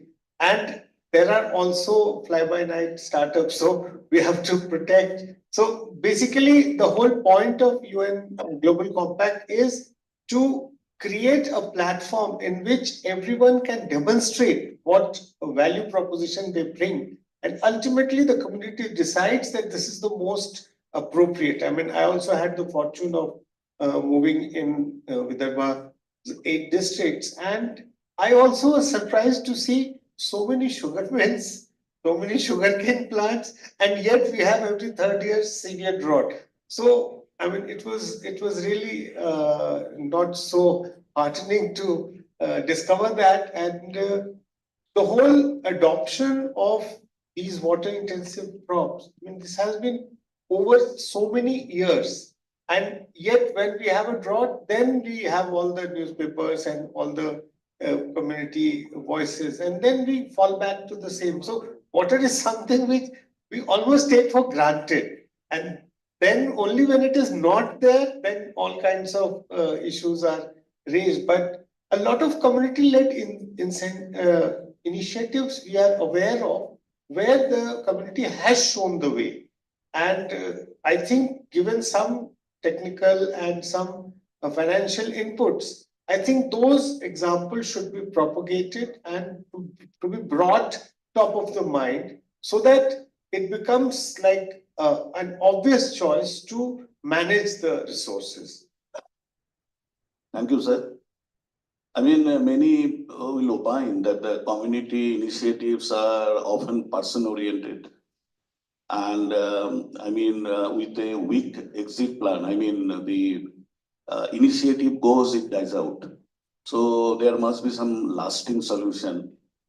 I mean, to Professor Babel, say there is a subsidence issue that there was a question on that, and you all know that if you extract a huge volume of groundwater and if there is alluvial deposits that forming the aquifer, there can be squeezing above the formation and there can be land subsidence. Bangkok is maximum, I think, in the world. Jakarta also. No, the question is, if is there any way that we can come back to the original ground level? Say by doing the artificial discharging the aquifer, is it possible in considering the engineering solutions? The land which has sinked will never come back. It's too hard word. Yes, this is true. What you can gain is the groundwater level. Okay, so land which has sinked is sinked unless you do a huge engineering of, which is not possible. So there are places in Bangkok which I have seen, or I have been there for 40 years. So I've seen 1 meter gone in. Now, inner part of Bangkok is controlled because of controlled groundwater, because of various initiatives taken by the government, especially economic instrument and regulatory instrument that really worked, you know, and they worked also in Osaka and Tokyo in 60s and 70s. So there is a history. If you look at Tokyo, they had this issue of land subsidence in 30s and 40s and 50s. Then in Bangkok, it started in 60s, 70s, 80s. Okay, so the land which has gone down will not come back. But now, last 10 years or so, there is a gain in water table in most of the aquifers, except the first one is which is polluted already, the top Bangkok clay layer. So that would be my straight answer. But then you have raised a very interesting point of this startup. I always tell my students that think out of box, and this is a good initiative or good thinking, I would say. But we need to see also the system itself. So we need to understand from the science perspective, whether you work at a village level, but you need to understand what this aquifer is. And you rightly said there are different types of aquifers, they have got different properties. You cannot forget that. What is the extent of aquifer? You have to understand that. And then, so it comes to the planning. Where do we fail is the planning. So there are three main aspects: enabling environment, management instruments, and the institutions. So you are bringing an institution in the form of startups, but enabling environment and the management instrument has to be arranged in a way that the startup works the way we like to see from sustainability. Thank you, sir. I can't see any raising hand. One question from. Yes.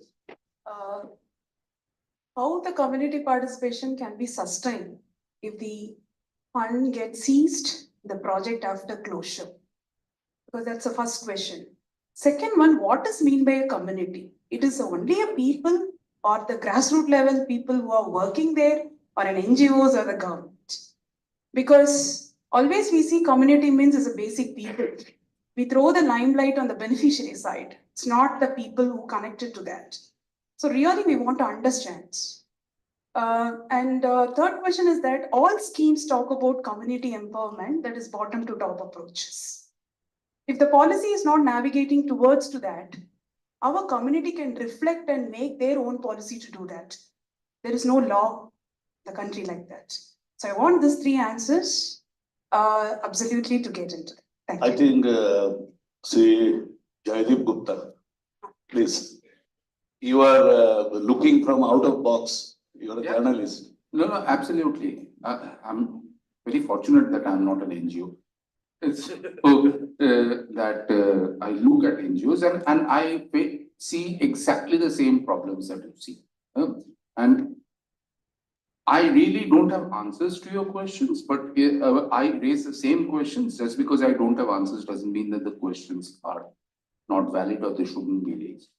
One thing, a couple of things I can tell you about this, especially about sustainability of NGO-led initiatives at the village level, is I have seen 80% of them fail after the project, and I've seen 20% succeed. So what is the difference between 80% and the 20%? The difference is that the 20% from day one prepared a local second line of leadership. And so because if one do-gooder lands up at a village and actually manages to do some good, and then when he or she leaves, the whole thing collapses. And that is been the sad story of many NGO initiatives in our country, whether in the area of water, women's education, so you name it, and it's been the case. In those 20% of the cases where it hasn't happened, it's because from day one, they realized that this may happen and started building a second line of leadership that could take over, and that second line of leadership was local. Your other question, I completely agree. In fact, I said that also, that a village is not a homogeneous community. Especially an Indian village is not a homogeneous community separated by caste, religion, etc., etc. But there are basic natural resources. Water is definitely probably top of that list, for which even today at the village level, at least 60 to 70% of the villagers are willing and able to cut across these lines and at least sit together. And everything has to then follow. But yes, the first requirement is that they actually sit together. Thank you. I think she is staring at us.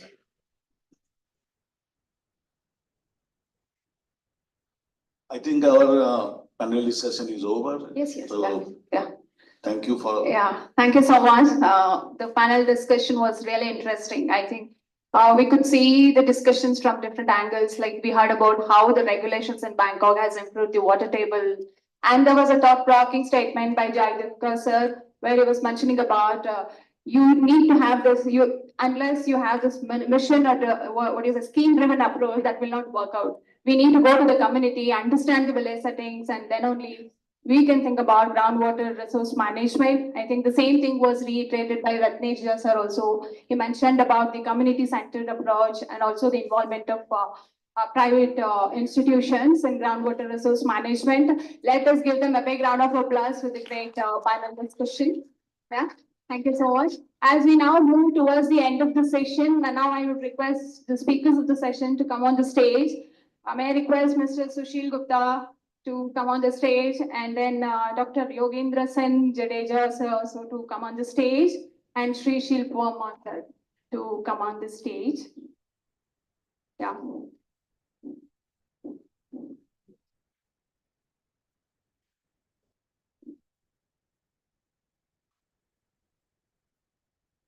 Yes, now I may kindly request Ms. Sandhya Haribol to present the mementos to our panelists and the speakers.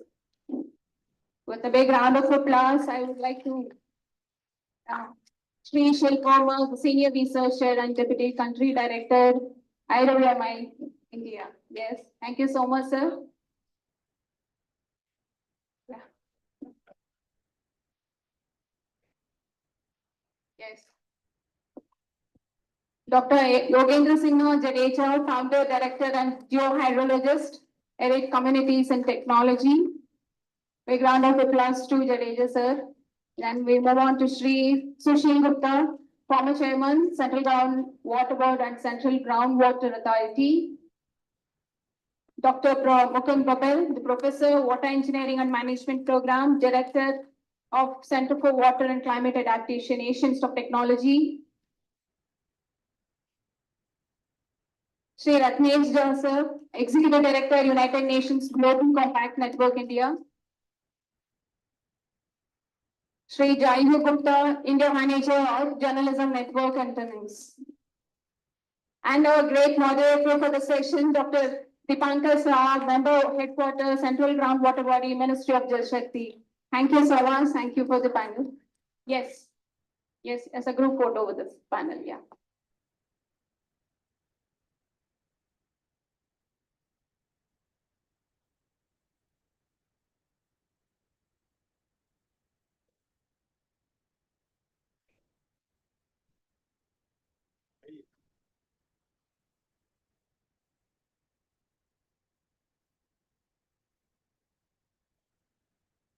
Thank you so much for your patience hearing. Now we'll have lunch break for 30 minutes. It's actually 30 minutes. Yeah? Okay. Yes, thank you. Thank you.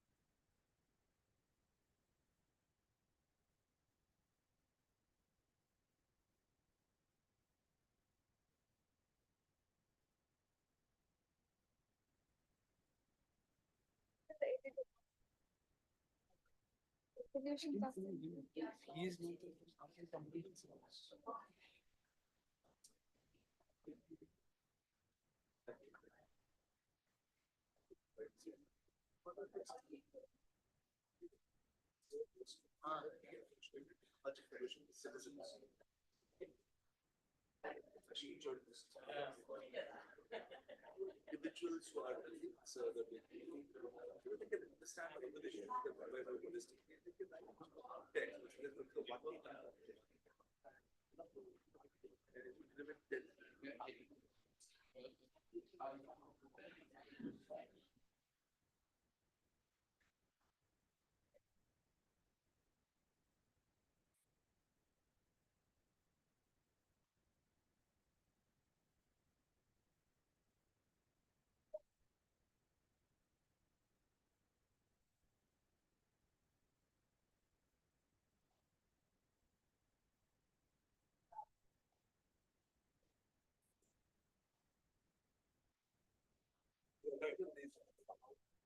Definitely.